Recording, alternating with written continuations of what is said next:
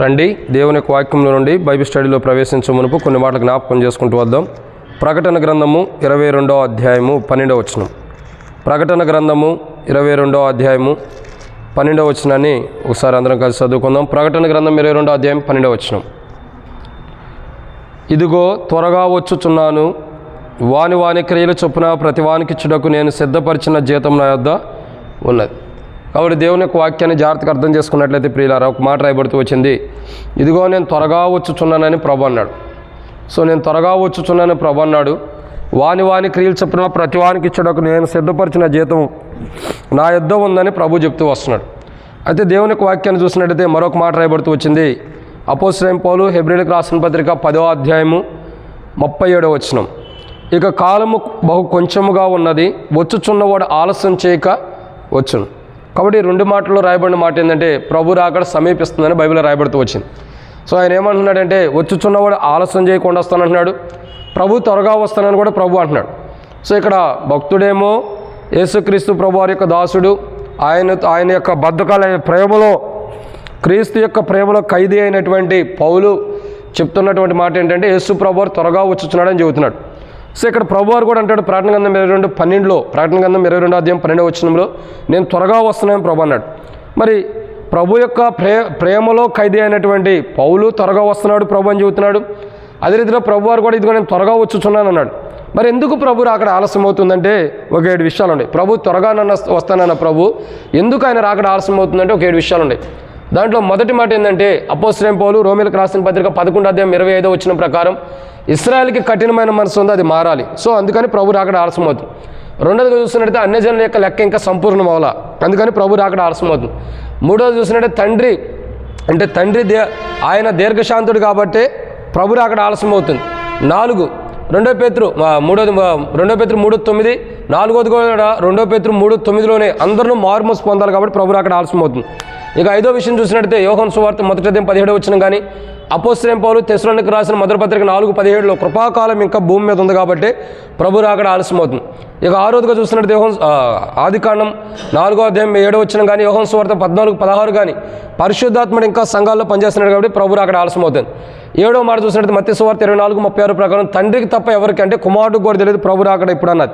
So అందుకే ఆయన త్వరగా వస్తానన్న ప్రభు రాకడ ఆలస్యం అవడానికి గల కారణాలు అంటే 7 విషయాలు మనం చూస్తున్నాం. చాలా ఉండే ఒక 7 విషయాలు చూస్తున్నాం.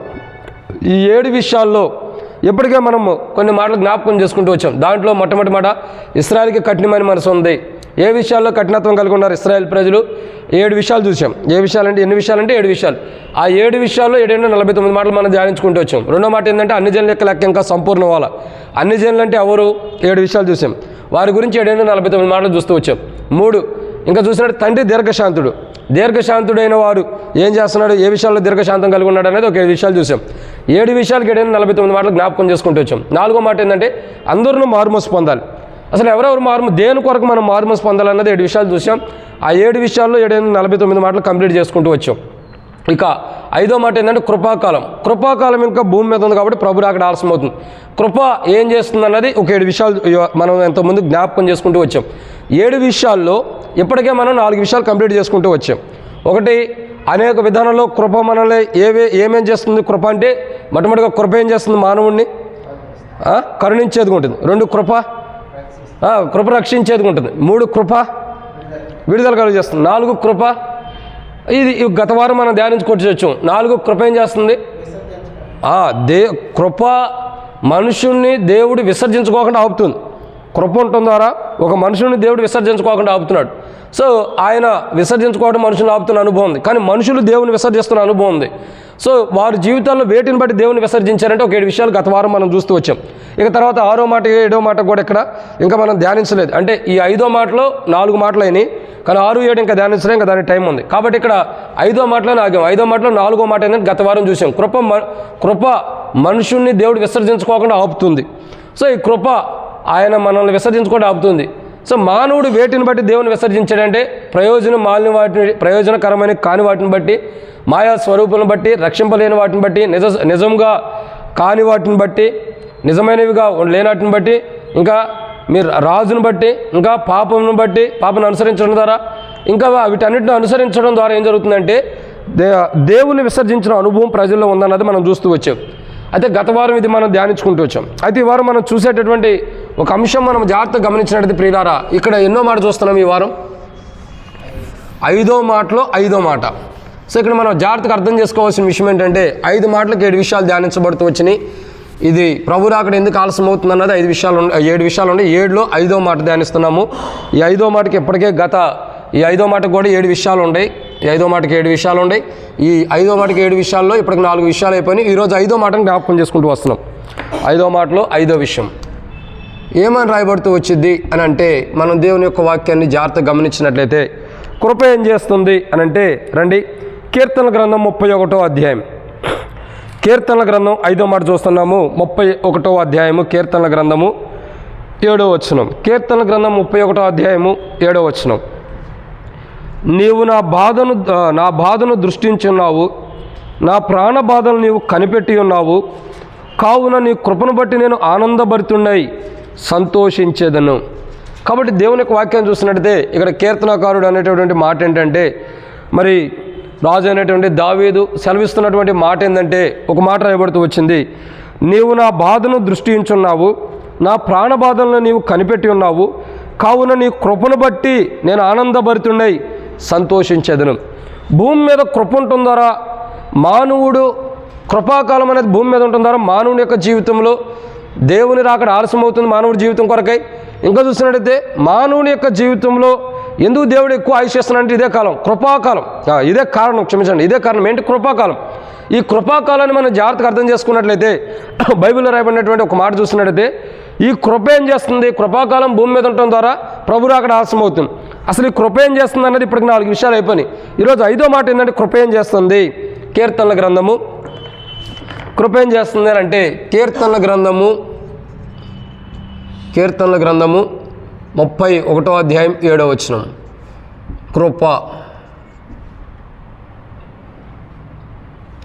కృప మనకేం చేస్తుందంటే, కృప ద్వారా ఆనందభరితులమై సంతోషిస్తున్నాం.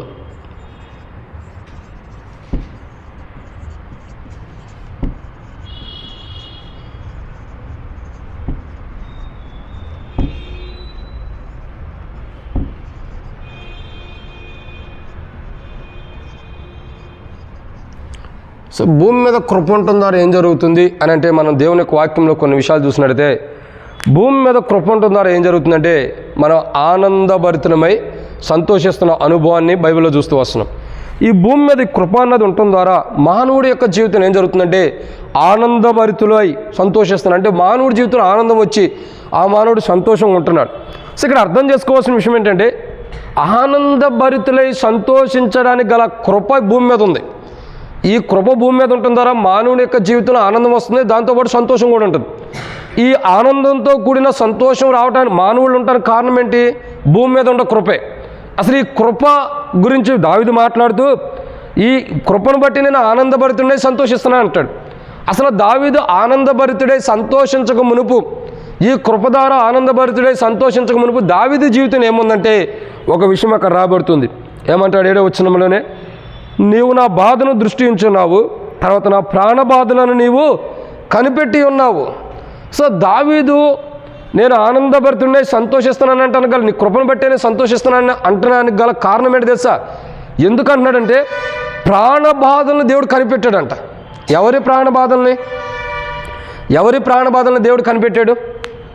దావీదు యొక్క ప్రాణ బాధల్ని. మీరు చూడండి, ప్రాణం పోయేటటువంటి బాధలు దావీదుకు వస్తున్నాయి.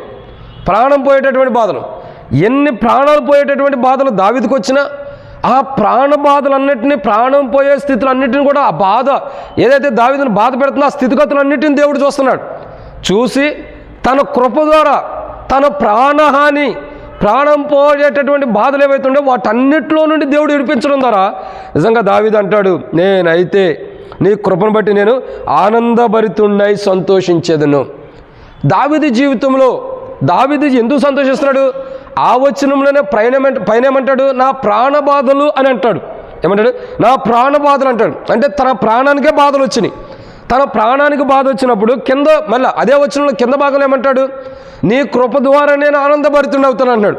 ఒకే వచనములో ఒకే కోణంలో 2 భాగాలు కనపడుతున్నాయి. ఒకటి బాధ ఉంది, ఎమ్మటి ఆనందంతో కూడిన సంతోషం కూడా ఉంది.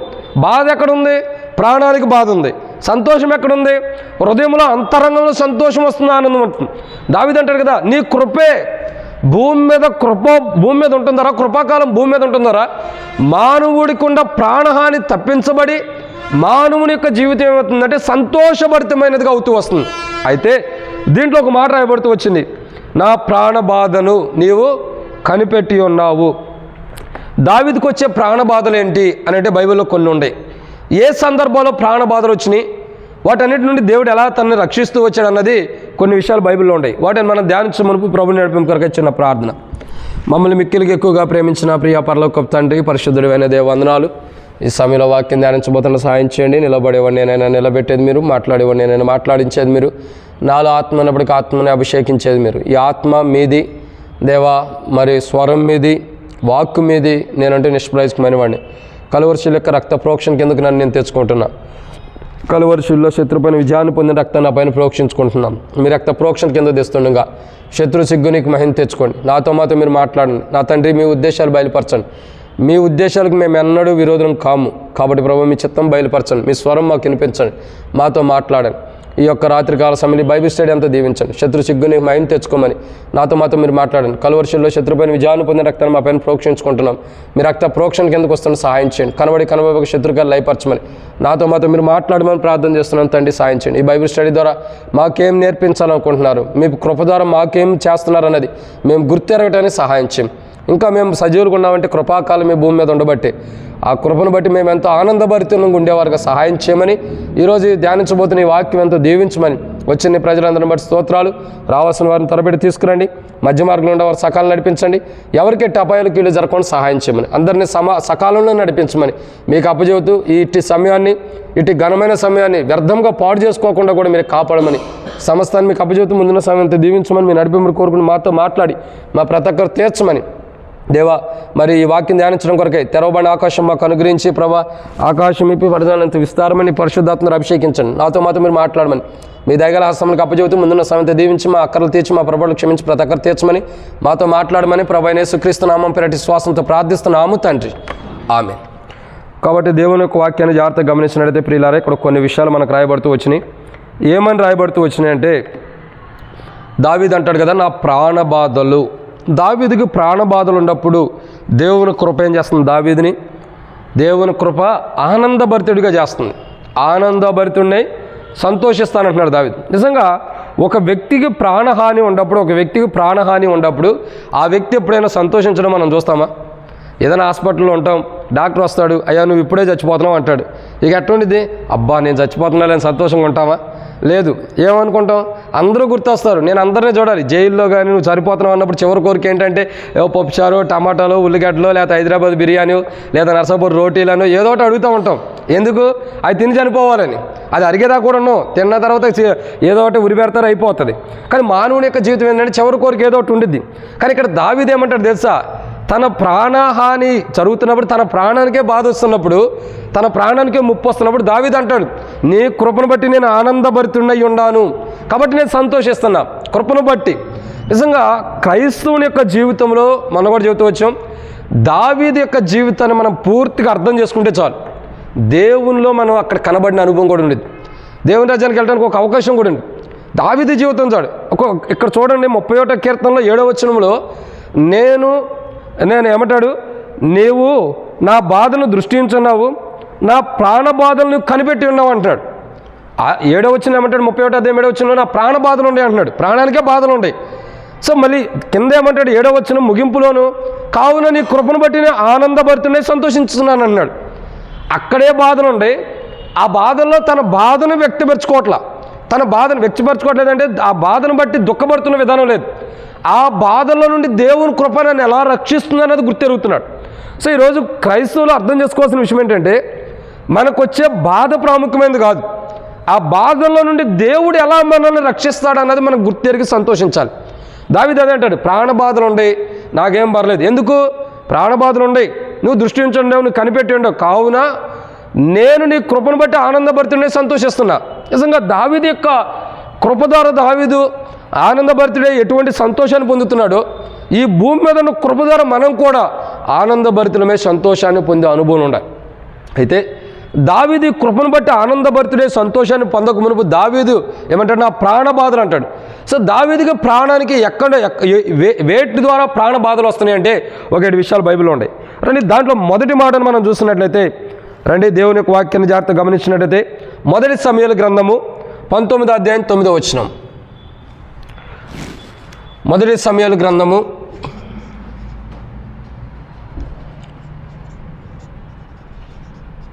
19వ అధ్యాయము 9వ వచనం.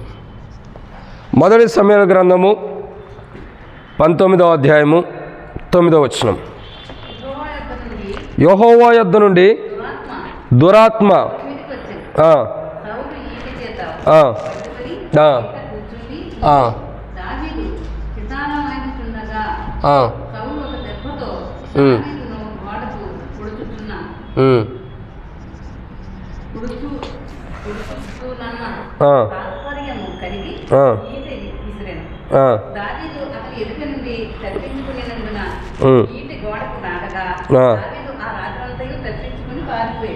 చాలక్క. కాబట్టి ఇక్కడ రాయబడిన మొదటి మాట ఏంటంటే, దావీదు ప్రాణానికి బాధ ఉంది. ఏంటి ఆ బాధ? ఒక రకంగా చెప్పాలంటే ముప్పు అని అనుకోవచ్చు. దావీదు ప్రాణానికి ఏమొస్తుంది? ముప్పు రావచ్చు, అంటే ప్రాణహాని రావచ్చు. సో దావీదు ఏమంటాడంటే, దావీదు యొక్క జీవితాన్ని మనం అర్థం చేసుకున్నట్లయితే మొదటి సమూయేలు గ్రంథం 19వ అధ్యాయం 9వ వచనంలో ఇక్కడ దావీదు యొక్క జీవితాన్ని మనం జ్ఞాపకం చేసుకుంటున్నాం. ఏముంది దావీదు యొక్క జీవితంలో? సొంత మామే ఎవరైనా సౌలు. ఈ సౌలు చరిత్ర మనం చాలా వరకు చూస్తాం. సౌలు ఏం చేస్తున్నాడు? దావీదుకి ప్రాణహాని తెచ్చే విషయాలు మనం చాలా చూస్తున్నాం. అన్నీ తెచ్చేది ఎవరంటే సౌలే. సౌలు ద్వారానే దావీదుకి అనేక కోణాల్లో ప్రాణహాని వస్తుంది. ఆ ప్రాణహానిలు ఏంటన్నది మనం చూస్తున్నాం. సో తన ప్రాణహాని, తన ప్రాణ బాధలు, ఒక మామే, సొంత మామే తన ప్రాణం తీయాలనుకుంటున్నాడంటే ఎంత బాధ వేసేది. సొంత మామే తన ప్రాణాన్ని కోరుకుంటున్నాడంటే, తన కీడు, తన యొక్క మరణాన్ని కోరుకుంటున్నాడంటే అల్లుడికి ఎంత బాధ వేసిద్ది. అంటే ప్రాణబాధలే కదా. సో ఆ ప్రాణబాధలో చూసినట్టు మొట్టమొదటిగా ఈటతో దావీదును చంపాలనుకుంటున్నాడు. సౌలు యొక్క చరిత్ర చూసినట్టయితే 19వ అధ్యాయం 9వ వచనంలో సౌలు ఏం చేస్తాడు? యెహోవా యొద్ద నుండి దురాత్మ సౌలు మీదకి వచ్చాను. సౌలు ఈట చేత పట్టుకొని కూర్చుని ఉండెను. దావీదు సితార్లు వాయించుచుండగా సౌలు ఒక దెబ్బతో దావీదు గోడకు పొడుచుదునని తాత్పర్యం కలిగి ఈట విసిరేను. ఏమైంది? ఈట విసిరేను. మరి ఇప్పుడు ఇది ఏమైంది? ప్రాణానికే కదా బాధ. ఎవరికి వస్తుంది? దేనికి వస్తుందంటే ప్రాణానికే బాధ. దావీదు యొక్క చరిత్ర మనం అర్థం చేసుకున్నట్టయితే, తన మామ ఈట ఈసిరినప్పుడు దేవుని కృప దావీదు పట్ల ఉంది. దేవుని కృప దావీదు మీద ఉంది కాబట్టి ఆ ఈట నుండి దావీదు తప్పించబడుతూ వచ్చాడు. నిజంగా దేవుని కృప ఇంకా దగ్గరలో ఉండే వ్యక్తికి, సమీపంలో ఉండే వ్యక్తి మీదకి ఒక ఈట విసిరితే తగలకోకుండా ఉండిద్దా? తగిలిద్ది. కొద్ది దూరంలో ఉండే వ్యక్తికి ఈట విసిరితే తగలకోకుండా ఉండదా? తగిలిద్ది. ఏదో కోణంలో ఎక్కడో చోట తగిలిద్ది. కానీ సౌలు విసురుతున్నప్పటికీ దేవుడు ఏం చేస్తున్నాడు? తన కృపను బట్టి, తన కృప దావీదు చూపడం ద్వారా, తన కృప దావీదు మీద ఉంచడం ద్వారా దావీదు యొక్క జీవితంలో మొట్టమొదటిగా దావీదు ఆనందభరితుడై దేవుని కృపను బట్టి సంతోషించడానికి గల మొదటి కారణం ఏంటంటే, ఈట దగ్గర నుంచి తన ప్రాణబాధని దేవుడు కాపాడాడు. ప్రాణం పోయే సందర్భంలో, ప్రాణహాని వస్తున్న సందర్భంలో ఆ యొక్క సొంత మామే దురాత్మ పట్టి దావీదుని ఈటతో చంపాలని ప్రయత్నిస్తున్నప్పుడు, ఈట ఇసిరినప్పుడు దేవుని కృప దావీదు పట్ల ఉండబట్టి, దేవుని కృప దావీదుకి తోడుగా ఉండబట్టి, దావీదు యొక్క జీవితంలో సొంత మామే ఈటతో చంపాలనుకున్నప్పటికీ ఆ ఈట యొక్క బలమైనటువంటి గాయం నుండి దేవుడు తప్పించి తన ప్రాణాన్ని రక్షిస్తూ వచ్చాడు. అందుకు దావీదు సంతోషిస్తున్నాడు, అయ్యా నేనైతే ఇప్పుడు బ్రతుకున్నానంటే నేనైతే కేవలం నువ్వే, నీ కృపే. ఎందుకు? నా మామ ఈటతో చంపితే నేను చచ్చిపోవాల్సిన వాడిని, ఆ ఈట ఇసరంగానే చావాల్సిన వాడిని. కానీ ఏమనుంది అక్కడ? సౌలు ఒక దెబ్బతో దావీదుని గోడకు పొడుతునని తాత్పర్యం కలిగి ఈట విసిరను. దావీదు అతని నుండి తప్పించుకున్నందున ఏం చేశాడు? దావీదు అతని యొద్ద నుండి తప్పించుకున్నందున ఈట గోడకు నాటగా దావీదు ఏం చేశాడు? ఈట గోడకు నాటక దావీదు ఏం చేస్తున్నాడు చూడండి. అక్కడ రాత్రి ఎందుకు తప్పించుకుని, మరి అది సంగతి. ఏమైంది? తప్పించుకుని పారిపోయిన అనుభవం కనపడుతుంది. ఎందుకనంటే బైబిల్ చెప్తున్నమాట వాస్తవం. దావీదుకు ప్రాణహాని ఉంది. కీర్తన గ్రంథం 37వ అధ్యాయం 7వ వచనంలో దావీదు అంటాడు కదా, నా ప్రాణ బాధలు, దావీదుకు ప్రాణానికి బాధలు వస్తున్నాయి. దాంట్లో ఒక బాధ ఏంటంటే ఈటతో మామ చంపాలని చూస్తున్నాడు. సొంత మామని తన ఏటతో చంపాలని చూస్తున్నప్పుడు ఈటెను కూడా దేవుడు తప్పించి ఈట ఎక్కడికి వెళ్ళి గుచ్చుకుంది? గోడకు గుచ్చుకుందంట. ఎక్కడ గుచ్చుకుంది? అక్కడ చదవండి ఆ మాట. ఎక్కడుంది? గోడకు నాటగా దావీదు రాత్రంతయు ఏమై ఉన్నాడు? తప్పించుకుని వెళ్ళిపోయాడు. అంటే అర్థం ఏంటి? తన ప్రాణానికి వచ్చిన బాధ నుండి దావీదు తప్పించబడ్డాడు. మొదటి సమూయేలు గ్రంథం 19వ అధ్యాయంలో మనం చూస్తున్న మాట చూస్తున్నారు. 9వ వచనం, 10వ వచనం, 11వ వచనం కూడా మనం చూస్తే దావీదు యొక్క జీవితంలో తన ప్రాణానికి వచ్చిన మొట్టమొదటి బాధ ఎవరి ద్వారా వస్తుందంటే సొంత మామే. ఆ సొంత మామే దేని ద్వారా తీసుకొస్తున్నాడు? ఈటి ద్వారా. అయినా దేవుని కృప దావీదు తోడుగా ఉంటుందరా? భూమి మీద కృపాకాలం దావీదు కొరకై ఉంటుందరా? దావీదు యొక్క జీవితంలో ఏం జరుగుతూ వచ్చింది? ఈట నుండి తప్పించబడ్డాడు. మొట్టమొదటిగా కృప భూమి మీద ఉంటుందరా? మానవుని చేతిలో ఉన్నటువంటి ఆ ఈట, ఆ ఖడ్గము నుండి కూడా దావీదు ఈట నుండి కూడా తప్పించబడ్డాడు. నిజంగా ఇట్లా ఇసరంగానే చచ్చిపోవాల్సిన వాడు, కానీ తప్పించబడి ఈ ఈటెళ్ళి గోడకు అతుక్కుపోయిందంటే కారణం ఏంటి? దేవుని కృప లేకపోతే దావీదు తప్పించుకునేవాడా? అదే మాట 31వ కీర్తన 7వ వచనం అంటున్నాడు, నా ప్రాణ బాధలు నీవు కనిపెట్టి ఉన్నావు. నిజంగా సౌలు విసురుతాడన్న విషయం ఎవరు కనిపెట్టారు మొదట? పొరపాటు దేవుడు. ఎవరు? దేవుడే. దావీదు కనిపెట్టాడు ఆ ఈట ఇసురుతాడని. కటకనే తీసేటట్టు ఇసిరేస్తున్నాడు. ఎవరు కనిపెట్టారు మరి? పరముందున్న దేవుడు. సౌలుకు దురాత్మత్వం చూశాడు. దావీదు వాయిద్యాలు వాయించడం చూశాడు. ఈ సౌలు దావీదును చంపుతాడన్న సంగతి, ఎందుకంటే అంతరంగాలు ఎరిగిన దేవుడు, హృదయ రహస్యాలను ఎరిగిన దేవుడు.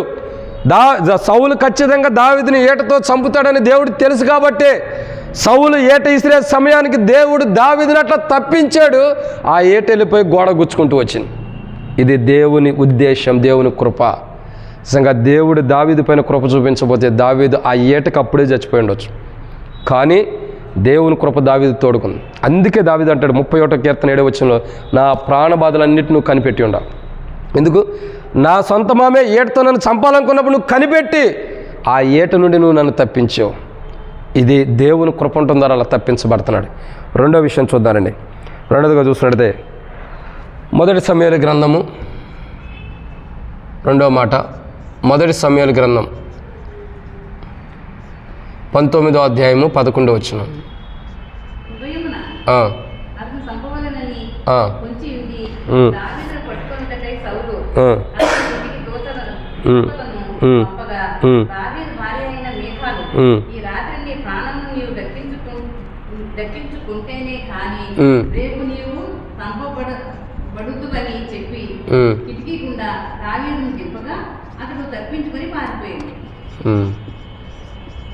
సో ఇక్కడ మనం చూస్తున్న రెండో మాట ఏంటంటే దావీదుకి ప్రాణబాధ వస్తుంది. ఎవరి ద్వారా వస్తుంది? సౌలు యొక్క దూతల ద్వారా. ఉదయం ఏం చేస్తున్నాడు? రాత్రి తప్పించుకోమని పారిపోమని చెప్పి ఆ భార్య చెబుతుంది. 11వ వచనంలో ఎందుకు? ఎవరు వస్తారు? అతని ఇంటికి దూతలు వస్తున్నారంట. ఎవరు దూతలు? సౌలు యొక్క దూతలు. చూడండి, మొట్టమొదటిగేమో ఈట ద్వారా సౌలు దావీదు ప్రాణహాని ఉంది.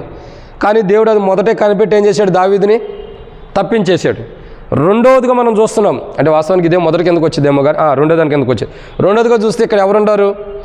తన యొక్క భార్య ఉంది. ఎవరా భార్య? పేరేం పేరు? మేకాలు. మేకాలు అంటే ఎవరామె?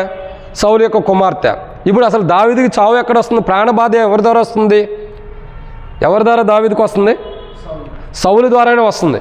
సౌలు ద్వారా వచ్చినప్పుడు దేవుడు తన కృప ఎవరిలోకి చూపిస్తూ వచ్చాడు? దావీదు చూపించాడు. దావీదుని తప్పించడానికి కనికరం ఎవరికి పుట్టిస్తూ వచ్చాడు? ఎవరికి? మేకాలకే పుట్టించాడు. వాస్తవానికి తండ్రి కోపం, తండ్రి యొక్క పగ పంచుకోవాల్సింది ఎవరు? కుమార్తె పంచుకోవాలి. కానీ కుమార్తె పగ పంచుకోవాల్సిన కుమార్తె ఏమంటుంది? ఈ రాత్రి నీ ప్రాణం తప్పించుకో, ఇక్కడి నుంచి పారిపోయి నా ఇంటికాడి నుంచి, లేదంటే నా తండ్రి తన దూతలను పంపి నిన్ను చంపొచ్చేమో. ఎందుకో బహుశా వర్తమానం ముందరే వచ్చి ఉండొచ్చు. కాబట్టి ఈ రాత్రి నీ ప్రాణం నువ్వు కాపాడుకో, పారిపో ఇక్కడి నుంచి అని చెప్పి చెబుతుంది. నిజంగా ఆ రోజు దూతలు వచ్చినప్పుడు, దూతలు రాకముందే మేకాలో దేవుడు గొప్ప కార్యం చేయబట్టి, తనతో మాట్లాడబట్టి, తనలో ఒక నూతనాత్మను పుట్టించబట్టి ఆమె యొక్క జీవితం చూడగా సౌలు యొక్క కుమార్తె ఏం చేస్తుంది? నువ్వు కింద నుంచి దిగి వెళ్ళిపోమని చెప్పి చెబుతుంది. ఏమంటుంది? నువ్వు తప్పించుకో, ఏడుండొద్దు, నువ్వు ప్రాణం పోయిద్ది, చచ్చిపోతావు దావీదు, నీ ప్రాణం నువ్వు కాపాడుకో. అయ్యా నా యజమానుడు అన్న సంగతి తర్వాత, నువ్వు నా భర్తమని కూడా నా తండ్రి చోట్ల నీ చావే కోరుకుంటున్నాడు, కాబట్టి నువ్వు ఇక్కడ ఉండొద్దు, నువ్వు అర్జెంట్కి రాత్రి నువ్వు పారిపోకపోతే ఏం జరిగిద్దో, ఉదయం అతను చంపవాలని ఏం జరుగుతుంది? పొంచి ఉండి దావీదునకు పట్టుకున్నట్టుకై సౌలు అతని ఇంటికి దూతలను పంపగా దావీదు భార్య అయిన మీకాలు ఏమంటే ఈ రాత్రి నీ ప్రాణం నీవు దక్కించుకుంటేనే, అంతే మరి ఈ రాత్రి నువ్వు ప్రాణం దక్కించుకోవాలి. చూడండి, దావీదు ప్రాణహాని ఉన్నప్పుడు, ప్రాణబాధలు, ఒక రకంగా చెప్పాలంటే ఇంట్లో కూడా ప్రశాంతంగా పడుకోవడానికి కూడా లేదు దావీదుకి. తన ఇంట్లో తను ప్రశాంతంగా పడుకోవడానికి కూడా లేదు. ఎంత దరిద్రం వెంటాడుతుందంటే, ఎంత బాధ అంటే, తన ఇంట్లో పడుకుంటే కూడా మంచం మీద పడుకున్నా, పడక మీద పడుకున్నా ప్రశాంతంగా విశ్రాంతి తీసుకోబోతున్న దావీదు, అప్పటి వరకు దావీదు ఎన్నెన్నో అద్భుతాలు చేస్తూ వచ్చాడు, ఫిలిష్తీయులను కానీ అందరిని కూడా జయించిన అనుభవాలు కూడా ఉన్నాయి. అటువంటి సందర్భంలో ఉంటే దావీదు విశ్రాంతి తీసుకుని పడుకుంటుంటే ఎంత దుర్మార్గంగా చూడండి, నిద్రలో ఉండేవాడిని నిద్రలోనే చంపాలనుకుంటున్నాడు. ఎంత దారుణమైన స్థితి. దూతను ఎందుకు పంపాడు? అట్లాగే మంచంతో పాటు తీసుకురండి నా దగ్గరికి అని పంపాడు. నిజంగా దేవుడు ఎంత గొప్పవాడంటే, ఎందుకు ఈ వర్తమానం ధ్యానిస్తున్నామంటే, దేవుని కృప మనకుంటే మన ప్రాణ బాధలన్నీ తప్పించబడతాయి, ఆనందంగా ఉంటాం మనం. ఒకటి, ఈటితో చంపబోయాడు, దేవుడు తప్పించేశాడు. దావీదుకి ఆనందం సంతోషం ఉంది, అమ్మయ్య దేవుడు నన్ను తప్పించాడని. ఓ రకంగా మామిట్ట చేస్తానని బాధ కంటే దేవుడు తప్పించాడని సంతోషం ఉంది. రెండోదికి ఇక్కడ ఎవరున్నారు? మీకాలు ఉంది. ఎవరేమే? సౌలు కుమార్తె, పగ పంచుకోవాల్సిన కుమార్తె, తండ్రి యొక్క పగను పంచుకోవాల్సిన ఆమె ఇప్పుడు ఏం చేస్తుంది? అయ్యా నా తండ్రిని దూతలు పంపుతున్నాడు, అయ్యా నువ్వు రాత్రి వెళ్ళిపో, దావీదా నీ ప్రాణం నువ్వు కాపాడుకుని ఆయన అని చెప్పినప్పుడు చక్కగా ఇంట్లో నుంచి వెళ్ళిపోతూ వచ్చాడు దావీదు. ప్రాణం కాపాడబడుతూ వచ్చింది. తన ప్రాణబాధ రెండోదికి ఎక్కడ ఉందంటే సొంత ఇంట్లోనే ఉంది. ఇంట్లోనే ఉన్నప్పుడు సొంత భార్యకి దేవుడు కనికరాన్ని పుట్టించాడు. ఒకవేళ సౌలు లాంటి మనస్తత్వం, సౌలు లాంటి ఉద్దేశం, సౌలు లాంటి ఆలోచన కలిగిన భార్య అయి ఉండటైతే ఆమె చరిత్ర ఇంకోలాగా రాయబడి ఉండేది. నిజంగా చూడండి, ఎంత గొప్ప ధన్యత దావీదుకి దేవుని కృప అంటే. ఓ రకంగా చెప్పమంటారా, దావీదుకి దేవుని కృప ఎట్లా ఉంటుంది తెలుసా? మన ఎముకలకి మన శరీరం ఎలా అంటబడి ఉందో అలా దేవుని కృప దావీదు అంటబడి ఉంటారు. ఇక అంతకు మించి చెప్పాలంటే వల్ల కాదు. ఇక వ్యక్తి ఇంకా ఏమంటారు, దాని గురించి ఇంకా ఎక్కువగా చెప్పాలన్నా ఇక నా వల్ల అయితే కాదు. ఎందుకంటే మన ఎముకలు మన శరీరం ఎలా అతకబడి ఉందో దావీదు కృప దేవుని కృప దావీదు అలా అతకబడి ఉంటారు. ఇక ఇప్పుడు ఎముకలు ఒక చోటకి వెళ్తుంది, శరీరం ఇంకో చోట ఉండిద్దా? ఉండదు. శరీరము ఎముకలు రెండు కలిసి వెళ్తాయి, అది ఎక్కడికైనా సరే. ఇప్పుడు దావీదు ఒక ప్రదేశంలో ఉంటే దేవుని కృప కూడా దావీదులోనే ఉంది. సో దావీదుని విడవట్లేదు, దేవుని కృప విడవట్లేదు. కాబట్టి మంచం మీద ఉన్న దావీదుతో తన భార్య వచ్చి మాట్లాడటంతోనే దిగి వెళ్ళిపోతున్నాడు దావీదు ప్రాణం కాపాడుకోవడానికి. ఇక పెట్టేది ఇక తర్వాత సిస్టమ్ తయారైంది. ఇప్పుడు పారిపోయినప్పుడు ఏం జరిగిద్ది? ఒక మేక యొక్క వెంట్రుకలు తీసుకొచ్చి ఒక బొమ్మలాగా గృహదేవత ఎవరిని పెట్టి ఏదేదో చేస్తే వచ్చి ఆ మంచం మీద చక్కగా పరుపులాగా పరిచి దావీదు పడుకున్నట్టు పెట్టిద్ది. వాళ్ళు వస్తారు, చక్కగా చూసుకుంటారు.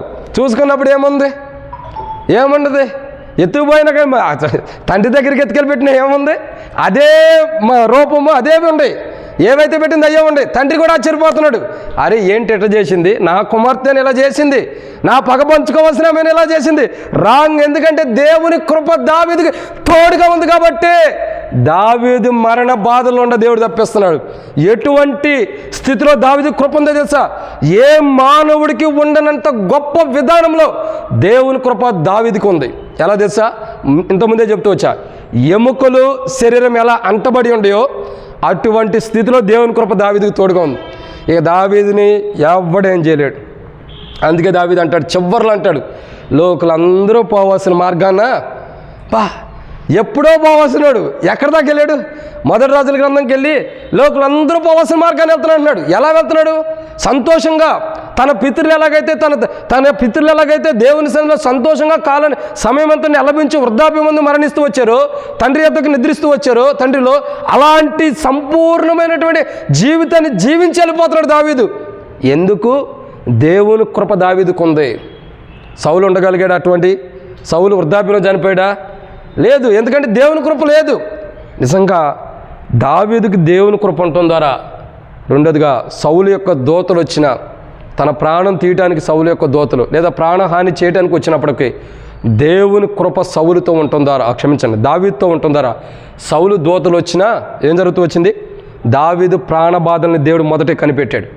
ఆహా, ఒకసారి వీడితో చంపాలనుకున్నాడు, దావీదు తప్పిపోయాడు, ఇంటికి వెళ్ళిపోయాడు. ఇక సౌలు ఏం చేస్తున్నాడు? దావీదు అయితే పడుకున్న అనుభవం ఉండొచ్చు, అలసిపోయి ఉండొచ్చు, కానీ సౌలు ఏం చేస్తున్నాడు? అయ్యా దూతలారా, మీరు వెళ్ళి వాడు ఎక్కడికి తప్పించుకోబోడు, దావీదు నా యొక్క కూతురు దగ్గరే ఉంటాడు, ఇంటికాడ ఉంటాడు, మీరు వెళ్ళి తీసుకురండి అని పంపిస్తున్నాడు. అప్పుడేం జరిగింది? మొదటే దేవుడు కనిపెట్టాడు.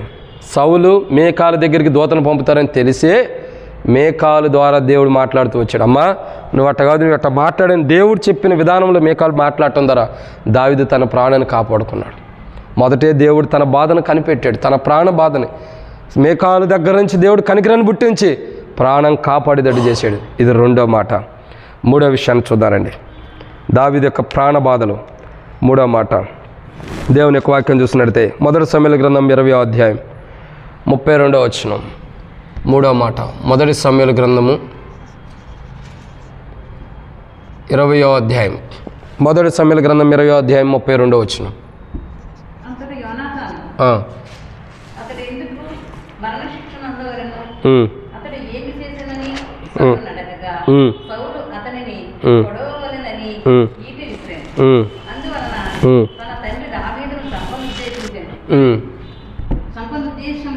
కలిగి ఉన్నాడని తెలుసుకొని అత్యాసనుడై బలవైపు నుండి లేచి తన తండ్రి దావీదును అవమానపరచినందున నిమిత్తము దుఃఖాకాంతుడై చాలా ఇక్కడ రాబడిన మూడో మాట ఏంటంటే, సౌలు ఏం చేయాలనుకున్నాడు? దావీదుని చంపాలనుకున్నాడు. ఎక్కడ చంపాలనుకున్నాడు? ఎక్కడంటే ఇక్కడ ఒక సన్నివేశం జరుగుతుంది. ఏంటి సన్నివేశం అంటే, దావీదు పొలంలో దాక్కున్నాడు, తర్వాత యోనాతాను వస్తాడు, కలుసుకుంటాడు. మరి వెళ్ళిపోయిన తర్వాత యోనాతాను యొక్క జీవితంలో మరి దావీదు భోజనానికి రాలా. ఇక్కడ ఎక్కడ చంపాలనుకున్నాడంటే భోజనపు బల్ల దగ్గర.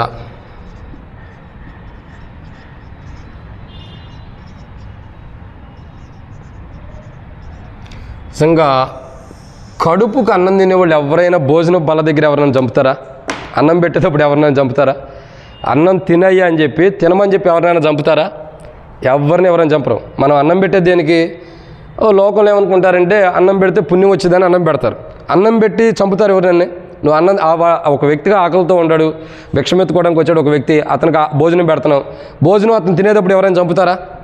ఎంత దరిద్రంగా ఉన్నాడో చూడండి సౌలు. ఎంత దరిద్రం అంటే యోనాతాను ఇక్కడ బాధపడుతున్నాడు. ఏటితో యోనాతాను కూడా చంపాలన్న ఆలోచన కూడా సౌలుకు వచ్చింది. నిజంగా ఇక్కడ చూస్తే 32వ వచనం ఏమంటాడు? అంతటి యోనాతాను అతడు ఎందుకు మరణ శిక్ష నందవలను, అతడు ఏమి చేశానని సౌలుని అడగగా, సౌలు అతన్ని పొడవవాలని ఈట విసిరాను. ఎవరి మీద విసురుతున్నాడు? ఎవరి మీద? యోనాతాను మీదకి. యోనాతాను మీదకి ఎవరు అడిగారు? యోనాతాను అడిగాడు. ఏమని? ఎందుకు నువ్వు దావీదుని చంపాలనుకున్నా? ఏం జరిగింది అసలు దావీదు పట్ల నీకు ఏం జరిగిందని అడుగుతున్నందుకు సొంత కొడుకునే ఏటితో చంపాలని చూస్తున్నాడు. ఇంకెంత దుర్మార్గంగా జీవిస్తున్నాడంటే అర్థం చేసుకోండి. సొంత కొడుకునే అంటే ఇటువంటి స్థితిలో ఉండే సౌలు అసలు సొంత కొడుకుని అట్లా ఈటితో పొడవాలనుకున్న కారణం ఏంటి? ఈ యొక్క ముప్పు ఎవరికి వస్తుందంటే దావీదుకి రావాల్సింది ఇతని మీదకి, ఆ కోపం ఇతని మీద చూపిస్తున్నాడు. దావీదుని ఎక్కడ చంపాలనుకున్నాడు? అమావాస్య దినాల్లో కానీ ఆ టైంలో కానీ భోజనము సమూహం కూడా కొంతమంది రాజుతో పాటు భోజనం చేయాల్సిన సందర్భాలు వస్తాయి. ఆ రాజ్యంలో ఉండేవారు గొప్ప గొప్ప వాళ్ళు అందరూ కలిపి మంత్రులు కానీ ముఖ్యమైన వారు కానీ కొందరు రాజుతో పాటు భోజనపు యొక్క బల్ల మీద భోజనం చేసే అనుభవాలు ఉంటాయి. ఆ భోజనపు అనుభవంలో ఏం జరుగుతూ వచ్చిందంటే ఆ యొక్క ఎవరు దావీదు యోనాతానుతో చెప్పడం ద్వారా వీళ్ళిద్దరూ పొలంలో కలుసుకున్నారు. మొదటే అయ్యా ఈరోజు రేపు భోజనం తినాలి కదా, రాజుతో పాటు కూర్చుని నేనైతే ఉండను, 3 రోజులు ఏమైనా తింటారు భోజనాలు, నేనైతే ఉండను. 1 రోజు 2 రోజులు పోయిన తర్వాత 3వ రోజు నీ తండ్రి ఒకవేళ నన్ను అడిగినా, నా తండ్రి నిన్ను అడిగినా, కాబట్టి ఏది జరిగినా అక్కడ తెలిసిపోయింది. దాన్ని బట్టి నీకు మరణం సౌలు ఇస్తాడా లేదు తెస్తున్నాడా లేదన్నది నేను తెలుసుకుంటానని కొడుకు అంటే తండ్రి చంపుతున్నాడు, తండ్రి మరణం కోరుతున్నాడు అన్న విషయం తెలియగానే నమ్మలా. అసలు నేను తెలుసుకుంటానని చెప్పని వెళ్ళాడు, కూర్చున్నప్పుడు 1 రోజు 2 రోజుల్లో భోజనానికి లేడు. 1 రోజు ఏదో అప్పిత్రుడికి ఉండాడని రాలేదనో లేకపోతే ఇంకో రోజు ఎట్టగానో అనుకుంటూ వచ్చాడు. మరుసటి రోజు అడుగుతున్నాడు సౌలు అడుగుతున్నాడు, యెషయ కుమారుడైన దావీదు భోజనానికి ఎందుకు రాలేదు, ఎందుకు వచ్చి అతను కూర్చోలేదు భోజనం బల్ల దగ్గర, ఎందుకు కూర్చోలేదు అన్నాడు. ఎందుకు కూర్చోవాలి? కూర్చుంటే నువ్వు చంపడానికి. అసలు ఎవడైనా తిండి పెట్టి ఎవడైనా చంపుతాడా? పైగా అల్లుడు, సొంత అల్లుడిని తిండి పెట్టి ఎవడన్నా ఈటితో చంపుతాడా? ఇంకా చూడండి, ఈట ఎక్కడ పెట్టుకున్నాడు? భోజనం చేసేటటువంటి ప్రదేశంలోనే పక్కన ఈట కూడా పెట్టుకున్నాడు. ఆ ఈట పెట్టుకున్నాడు కాబట్టి సొంత కొడుకుని చంపడానికి ఇసురుతుంది.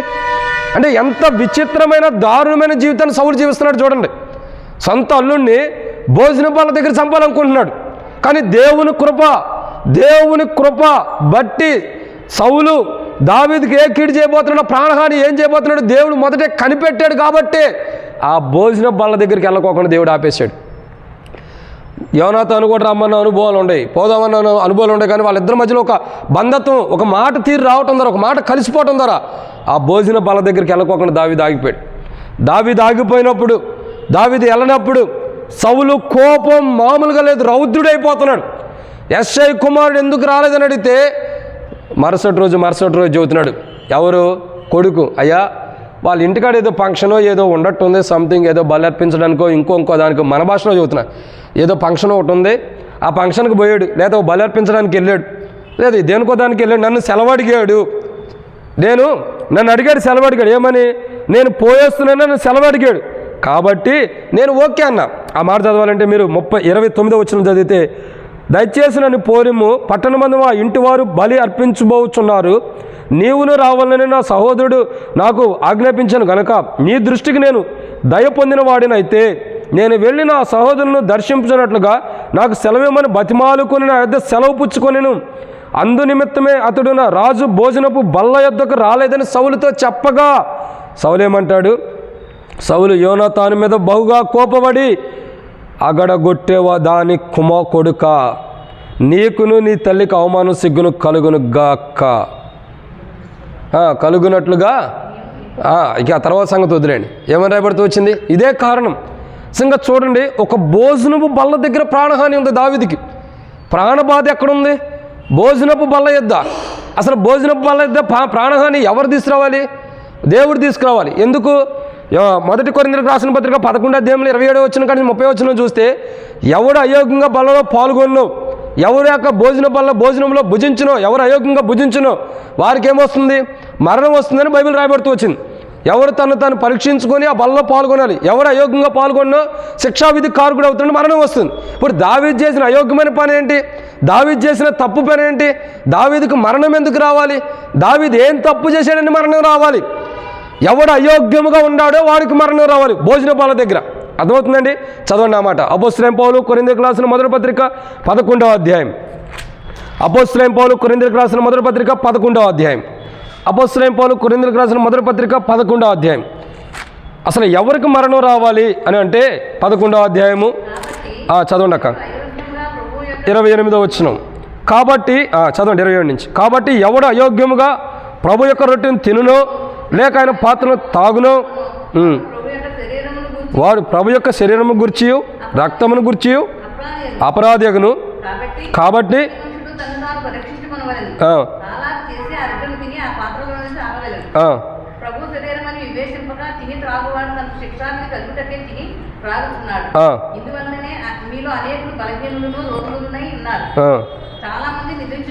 అది అక్కడ మరణం ఎందుకు వస్తుంది? అయోగ్యంగా బలలో పాల్గొంటుందరా. మరణం ఎందుకు వస్తుంది? తనను తాను వివేచించుకోకుండా. మరణం ఎందుకు వస్తుంది? తనను తాను పరీక్షించుకోకపోవటాన్ని బట్టి మరణం ఎందుకు వస్తుంది? ఎవడు అయోగ్యంగా ప్రభు యొక్క బలలో పాల్గొనను.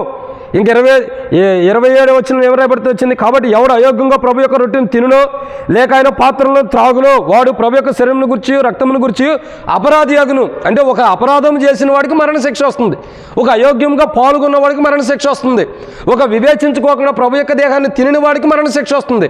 మరి దావీదు ఏం తప్పు చేశాడని మరణ శిక్ష రావాలి దావీదుకి? ఎక్కడ మరణ శిక్ష వస్తుంది? భోజనం బల్ల దగ్గర అయోగ్యంగా పాల్గొంటే తీర్పు వస్తుంది. మరి దావీదేమో అయోగ్యమైన పనులు చేశాడు? దావీదేం తప్పు చేశాడు? సౌలు బాధల్లో ఉన్నప్పుడు గొలియాతు వచ్చి ప్రజలందరూ చంపడానికి ప్రయత్నిస్తారు, ప్రజలందరూ భయపెడుతున్నప్పుడు దావీదు పొట్టివాడినప్పుడు దావీదు వెళ్ళి గొలియాతుని జయించడం దావీదు చేసిన తప్ప, లేదా ఫిలిష్తీయులందరూ వచ్చి ఇశ్రాయేల్ ప్రజలకు హాని చేయాలనుకున్నప్పుడు దావీదు వెళ్ళి ఫిలిష్తీయులను జయించడం తప్ప ఏ విషయంలో దావీదు తప్పు చేశాడు? ఏం తప్పు చేశాడని చెప్పి అయోగ్యుడిగా ఎంచి అయోగ్యమైన వాడిగా ఎంచుతున్న అనుభవంలో తీసుకొచ్చి దావీదుని చంపాలని ఎదురు చూస్తున్నాడు. అర్థమవుతుందండి? అసలు ఏం తప్పు చేశాడు దావీదు? అయోగ్యమైన పని ఏమైనా చేశాడా? వ్యర్థమైన పని ఏమైనా చేశాడా? దేవుడు బాధగించుకునే పని, రాజుకి కష్టమైన పని ఏమైనా చేశాడా? ఏం చేయలేదే. గొల్యాతుని చంపాడు, ఫిలిష్తీయులను ఎదుర్కొనే జీవితం కలిగి ఉన్నాడు, ఎదిరించుకుంటాడు, వాళ్ళందరినీ జయిస్తూ వచ్చాడు. ఇది కూడా తప్పేనా? పంపింది ఎవరు ఎటుకాడికి? వీడి దగ్గర పంపింది ఎవరో? సౌలే. మరి తప్పు ఎక్కడ చేశాడు సౌలు? నిజంగా సౌలు చరిత్ర చూస్తే సౌలు లాంటి వాడు మన కుటుంబంలో కూడా పుట్టకూడదు. అర్థమవుతుందండి? అట్లాంటి ఆలోచన ఉద్దేశాలు కలిగిన పుట్టకూడదు. ఎందుకంటే అంత భయంకరమైన స్థితి. తన కత్తి మీద తను పడి చచ్చిపోయాడంటే ఎంత దారుణమో చూడండి. పనివాడు కూడా చంపట్లేదు, అతన్ని చంపడానికి కూడా ఇష్టపడిన స్థితి వచ్చేసింది. ఎంత దారుణం! పనివాడే అసహించుకుంటున్నాడు. ఎందుకు అసహించుకోడు? సొంత అల్లుడిని ఈటితో చంపాలనుకున్నావు. పనివాడు రేపొద్దున పనివాడు కూడా అనుకోడా, ఈయన సొంత అల్లుడినే చంపేవాడు నన్ను చంపడాని? సొంత అల్లుడినే దోతలు పంపించి చంపాలనుకుంటున్నావు. అనుకోడు పనివాడు కూడా నన్ను కూడా దోతలు పంపించి చంపుతాని? సొంత అల్లుడినే భోజన పాల దగ్గర చంపాలనుకుంటున్నాడు. సౌలు నన్ను భోజనాన్ని పిలిచే దేనికి? నన్ను చంపడానికని. పక్కనుంటే పనివాడు అనుకోడా? పనివాడు అనుకోకుండా ఉంటాడా? ఎంత బుద్ధిహీనత జీవిస్తున్నాడు. సొంత అల్లుడినే భోజనపు బల్ల దగ్గర చంపాలనుకుంటున్నాడు. దావీదు ప్రాణ బాధ ఎక్కడుంది? తన ప్రాణ బాధ ఎక్కడుంది? భోజనపు బల్ల ఎదుట. కానీ దావీదు అక్కడ అయోగ్యుడిగా లేడు, యోగ్యుడిగా ఉండడు. ఒక రకంగా చెప్పాలంటే రాజుగా ఉండటానికి సౌలు కంటే 1000 రెట్లు యోగ్యుడు ఎవరంటే దావీదే. 1000 రెట్లు. 100% అంటారుగా మనోళ్ళు. 100 కాదు, 1000% దావీదే యోగ్యుడు రాజుగా ఉండటానికి సౌలు కంటే కూడా. అయినా దేవుడు సౌలుని ఎన్నుకున్నాడు. బెన్యామీను గోత్రం నుంచి కాపాడుకోలేపాడు. నిజంగా సౌలు యొక్క చరిత్ర చూస్తే దావీదుని భోజన బల్ల దగ్గర చంపాలనుకుంటున్నాడు. కానీ ఇక్కడ అదే కదా, మొదటి సమూయేలు గ్రంథం మనం చూస్తున్న మాట చూస్తుంటే 20:32 యోనాతాను అదే అంటాడు కదా, దావీదు ఏం తప్పు చేశాడు నాయన? ఏం పొరపాటు చేశాడు? నువ్వు దావీదుని గురించి ఎంత బాధపడుతున్నావు? దావీదు ఏం తప్పు చేశాడు? ఈ రోజు వాళ్ళ ఇంటికాడ బలార్పణ ఉంది, నన్ను అడిగే వెళ్ళాడు. తప్పేం చేశాడు? నిన్ను అడగటానికి లేదు, నువ్వు అవకాశం లేదు కాబట్టి నన్ను అడిగే వెళ్ళాడు. తప్పేం చేయలేదు కదా. అంటే సౌలుకి ఎంత కోపం వచ్చేస్తుందో చూడండి. ఎంత కోపమో ఆడ మనం చూసినట్లయితే సౌలు యొక్క జీవితం చూడగా 30వ వచనంలో, మొదటి సమూయేలు గ్రంథం 20:30వ వచనంలో, సౌలు యోనాతాను మీద బహుగా ఎంత కోపం లేకపోతే ఇంకా కింద చదువుకుంటూ వస్తే చేతిలో ఉన్న ఏటిసిరి చంపాలని చూస్తున్నాడు కొడుకును కూడా. దావీదు మీద ఎంత కోపం ఉందో అర్థం చేసుకోండి. భోజనపు బల్ల యొద్ద చంపాలనుకున్నాడు. కానీ 31వ కీర్తన 7వ వచనం రాయబడినట్టు, నా ప్రాణ బాధలను కనిపెట్టి ఉన్నావు, కావున నీ కృపను బట్టి నేను ఆనందభరితున్నై సంతోషిస్తానంటున్నాడు. భూమి మీద దేవుని కృపాకాలం ఉంటుందరా? భూమి మీద కృపాకాలం ఉంటుందరా? దేవుని కృప ఉంటుందరా? భోజనపు బల్ల యొద్ద చావాల్సిన మనుషులు ఇంకా బ్రతుకుంటున్నారు. దావీదైతే అయోగ్యుడిగా కాదు. కానీ మొదటి కొరింథీయులకు రాసిన పత్రిక 11:27 కాడి నుంచి మనం చదివినట్లు ఎందరో బల్ల దగ్గరికి అయోగ్యులుగా వస్తున్నారు. ఎందరో వివేచింపలేని హృదయం కలిగి వస్తున్నారు. ఎందరో సరిచేసుకోలేని జీవితం కలిగి బల్లలో పాల్గొంటున్నారు. ఈ రోజుల్లో చాలామంది క్రైస్తవులకు బల్లంటే, భోజన బల్లంటే ఏంటో కూడా తెలియదు. ఒకే ట్యాగ్ ఉంటుంది, మేము హెబ్రోన్ విశ్వాసులమి. అది ఒకటే మెడలో వేసుకుంటున్నారు. ఇంకా మనం కూడా ఐడి కార్డులు ఇవ్వచ్చు. వీళ్ళు కూడా హెబ్రోన్ విశ్వాసులు ఒక ఐడి కార్డు వేసైతే మెడలో వేసుకుని కూర్చుంటారు. వీళ్ళు బలలో పాల్గొంటాను యోగ్యులని ఒక ఐడి కార్డు తీసుకురావాలి. చేపిస్తాం త్వరలో ప్రభుత్వం అయితే. చేపిస్తే ఇంకేముంది, ఇక మేము బలలో పాల్గొనడానికి యోగ్యులు ఇది చూపిస్తారేమో, ఇక ఈ ఐడి కార్డు చూపిస్తారు మేము యోగ్యులమని. ఇక వాక్యం ధర సరి చేసుకునేది లేదు. అసలు బల్లంటే ఏంటి? ఆ బల్ల దేని కొరకు పెట్టబడుతుంది? ఆ ప్రభు యొక్క దేహం, ఆ శరీరం, ఆ రక్తము దేని కొరకు, మన కొరకు మనకి ఏం చేయబట్టడానికి అది పెట్టబడుతుంది? ఒక్కరికి కూడా ఆలోచన లేదు నేడు దినాల విశ్వాసులు. అందరూ వస్తున్నారు, బల్ల దగ్గర పాల్గొంటారు, వెళ్ళిపోతారు అంతే. ఎందుకు? పాల్గొన్న తర్వాత పాల్గొనేటప్పుడే తీర్మానాలు చేసుకుంటారు. పాల్గొని బయటికి వెళ్ళిన తర్వాత తీర్మానాలన్నీ పోతాయి. మళ్ళీ వాడు ఉన్నాడు ఎత్తుపోవడానికి. ఎవడు? సాతానుడు. విత్తనాలు ఎత్తుపోవడానికి సిద్ధంగా ఉంటాడు. విత్తుతాము కష్టపడి గంట, మహా అయితే టేబుల్ వర్తం 1.5 గంట కూడా పట్టిద్ది. 1.5 గంట సేవకుడు నిలబడి మాట్లాడుకున్నట్టుగా ఎంతో స్వరముతో దేవుడు నిలబెట్టి 1.5 గంట ఒక మనిషిని నిలబెట్టి మాట్లాడుతున్నాడంటే ఎంత సమయం దేవుడికి దేవుడు ఒక సేవకుడికి ఎంత ఆయుష్నిస్తున్నాడు? అంత ఖరీదైన సేవకుడు ద్వారా ఎందుకు మాట్లాడిస్తున్నాడు? మనం సరి చేసుకోవడానికి. కానీ మన విధానం చూస్తే ఈ గేట్ తలుపు దాటంగానే చాలు మళ్ళా పూర్వస్థితి వచ్చేసింది. విన్న వాక్యాలన్నీ ఎత్తుకొని పోతాడు వాడు, ప్రయోజనం లేదు. బైబిల్ అంటుంది బల్ల దగ్గర దావీదైతే యోగ్యుడిగా ఉన్నాడు. దేవుని కృప దావీదు తోడుగా ఉంది కాబట్టి దావీదు యొక్క జీవితం ఏమవుతుంది? బల్ల దగ్గర దావీదుకి ప్రాణహాని ఉందని దేవుడు గుర్తెరిగి తన కృప ద్వారా బల్ల దగ్గరికి వెళ్ళకోకుండా దేవుడు దావీదుని ఆపేశాడు. ఆపివేయటం ద్వారా ఏం జరిగింది? దేవుని కృప దావీదుకు ఉండటం ద్వారా ప్రాణాన్ని కాపాడుకున్నాడు. ప్రాణ బాధ. మూడోది ఎక్కడుంది? భోజన బల్ల దగ్గర. ఈరోజు చాలామంది క్రైస్తవులు ఇదే స్థితి. నేను అంటున్నా కదా, దేవుని కృప దావీదుకి తోడుగా ఉండటం ద్వారా ఈట ద్వారా చావవలసిన దావీదు తప్పించుకున్నాడు. దోతల ద్వారా సౌలు యొక్క దోతల ద్వారా సౌలు యొక్క ఈడి ద్వారా చావవలసిన వాడు తప్పించుకున్నాడు. సౌలు యొక్క దోతల ద్వారా చావవలసిన దావీదు తప్పించుకున్నాడు. 3, సౌలు యొక్క భోజన బల్ల దగ్గర చావవలసిన దావీదు తప్పించుకున్నాడు. ఎందుకంటే 31 కీర్తన 7వ వచనంలో దావీదు అంటాడు, నా ప్రాణ బాధలను కనిపెట్టావు. దేవుడు తన ప్రాణానికి వచ్చే బాధలను కనిపెట్టాడు కాబట్టి, కావున నీ కృప ద్వారా నేను నీ కృపను బట్టి ఆనందభరితుండే సంతోషిస్తున్నాను. ప్రాణ బాధల్లో నువ్వు కనిపెట్టావు కాబట్టి నా ప్రాణానికి వచ్చే బాధని నువ్వు తప్పిస్తున్నావు. అందుకే నేను కృపను బట్టి ఆనందభరితుండి అవుతున్నా, సంతోషిస్తున్నా. నేను ఇంతకుముందు కూడా చెప్పా, మరలా చెబుతున్నా. కృప దావీదు ఎలా ఉండారు? ఇంతకుముందే చెప్పా. ఎలా ఉండారు? ఒక ఎముకలకి శరీరం ఎలా అతకబడి ఉందో, మానవుని ఎముకల పైన శరీరం ఎలా అతకబడి ఉందో, దావీదు పైన దేవుని కృప అలా అతకబడి ఉంది. ఇంకంతే. దావీదుని దేవుని కృపని వేరు చేయటం కష్టం. ఎవరం వేరు చేయలేం. ఎందుకంటే ఎముకల నుండి శరీరాన్ని వేరు చేయగలుగుతామా? చేయలేం. అదే రీతిలో దేవుని కృప నుండి దావీదుని వేరు చేయలేం. అంతగా దేవుని కృప దావీదుని అంటబడి ఉంది. నీడన్నైతే కొంతసేపు ఉండేది, కొంతసేపు పోయేది. ఇది నీడ కాదు, శరీరంలోనే అతకబడి ఉందంట దేవుని కృప. అంతగా ఉంది దేవుని కృప. కాబట్టి భోజన బల్ల దగ్గర ఉండ ప్రాణ బాధ నుండి దేవుడు మొదటే కనిపెట్టి, భోజన బల్ల దగ్గర సౌలు యొక్క భోజన బల్ల దగ్గర దావీదుకు నష్టం ఉంది, ప్రాణహాని ఉందని దేవుడు కనిపెట్టే ఆ భోజన బల్ల దగ్గరికి వెళ్ళకోకుండా దేవుని కృప ఆపేస్తూ వచ్చింది. ఇది 3. 4వ విషయాన్ని చూద్దానండి. మొదటి సమూయేలు గ్రంథం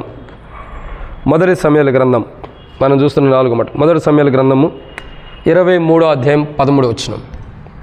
మొదటి సమూయేలు గ్రంథము 23వ అధ్యాయం 13వ వచనం.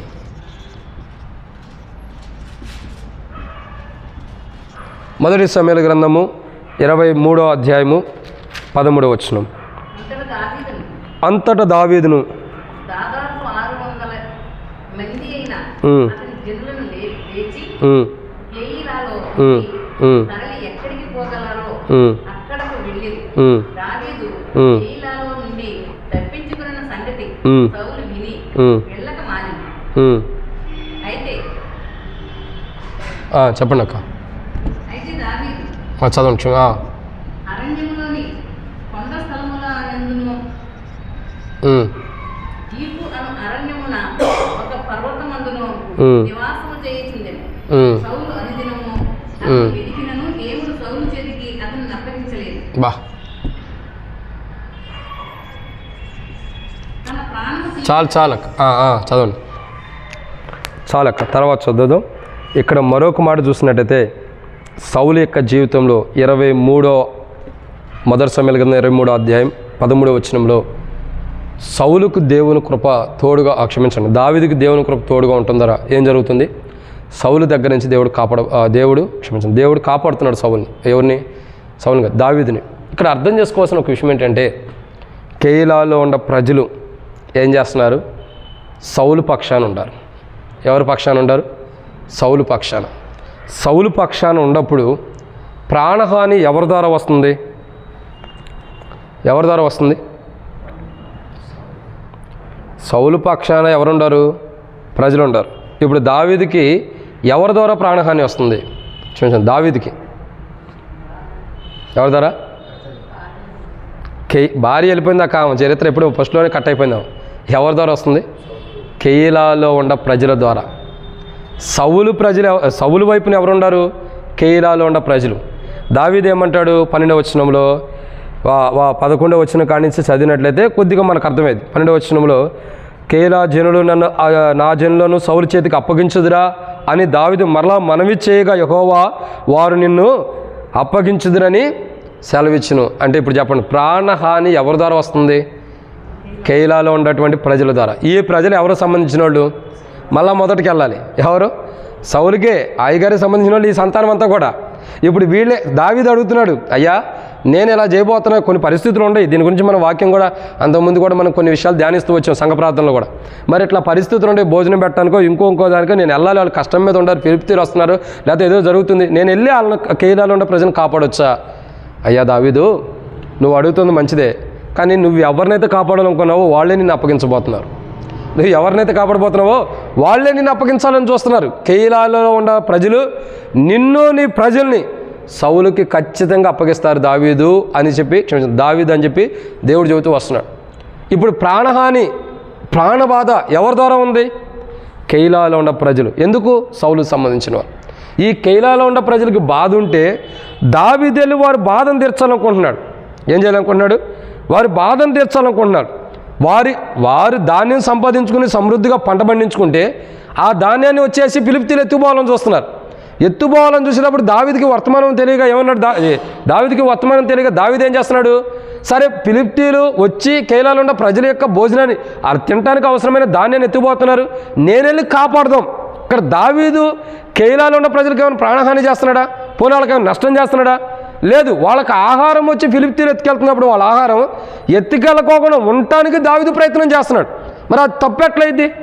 నిజంగా అక్కడ ఉన్న ప్రజలు కూడా ఎంత బుద్ధి లేని వారంటే, దావీదు ఆ ప్రజలకే మేలు చేయాలని చూస్తుంటే, కానీ మేలు చేసేవాడికి వీళ్ళు ఏం చేస్తున్నారు? ప్రాణహాని చేస్తున్నారు. నిజంగా చెప్తున్నాడు దేవుడు మాట్లాడుతుంటే, దావీదుకి ఎంత బాధ అంటే, ప్రభా నేనేమన్నా వాళ్ళకి హాని చేశానా? లేదే. వాళ్ళకి కీడు చేశానా? లేదే. వాళ్ళ ఆహారం ఎవడో వచ్చి ఎత్తుకుపోతుంటే నేను కాపాడటానికి వెళ్తాను. వాళ్ళ ఆహారం ఎవరు ఎత్తుకుపోకుండా ఉండటానికి నేను కాపాడటానికి వెళ్తాను. తప్పేముంది? దావీదు, నువ్వు ఆలోచించిన ఆలోచన మంచిదే, కానీ నీ ఆలోచన అక్కడ విరోధంగా ఉంది. ఎందుకంటే నువ్వు ఆలోచించింది అక్కడ వాళ్ళ మేలు కొరకే, కానీ నువ్వు ఆలోచించింది వాళ్ళకి విరోధంగా ఎట్లా ఉంటుంది అంటున్నానంటే, వాళ్ళు నీకు కీడు చేయాలని చూస్తున్నారు. నీ ఆలోచన ఏంటి? వాళ్ళకి మేలు చేయలేదు, అది మంచిదే, కానీ వాళ్ళ దృష్టిలో కీడుగా ఉంటుంది. నిన్ను అప్పగిస్తారు ఖచ్చితంగా సౌలుకి. చూడండి, కెయీలాలో ఉన్న ప్రజలు సౌలు దావీదుకి ప్రాణహాని తెచ్చే స్థితిలో ఉన్నారు. దేవుడు మొదట తన కృపను బట్టి గుర్తెరిగి ఏం చేశాడు? కనిపెట్టాడు దేవుడు. దావీదు అడగగానే ఏమంటాడు? అయ్యా, నిన్ను నీ ప్రజలందరినీ కూడా ఖచ్చితంగా వీళ్ళు సౌలు చేతికి అప్పచెబుతారు. ఆ మాట చెప్పంగానే దావీదు ఏం చేశాడు? సైలెంట్గా తప్పించుకొని తాను ఎంత దూరం అయితే వెళ్ళగలడో అంత దూరం వెళ్ళిపోయాడంట. తాను తన ప్రజలు ఏం చేశారు?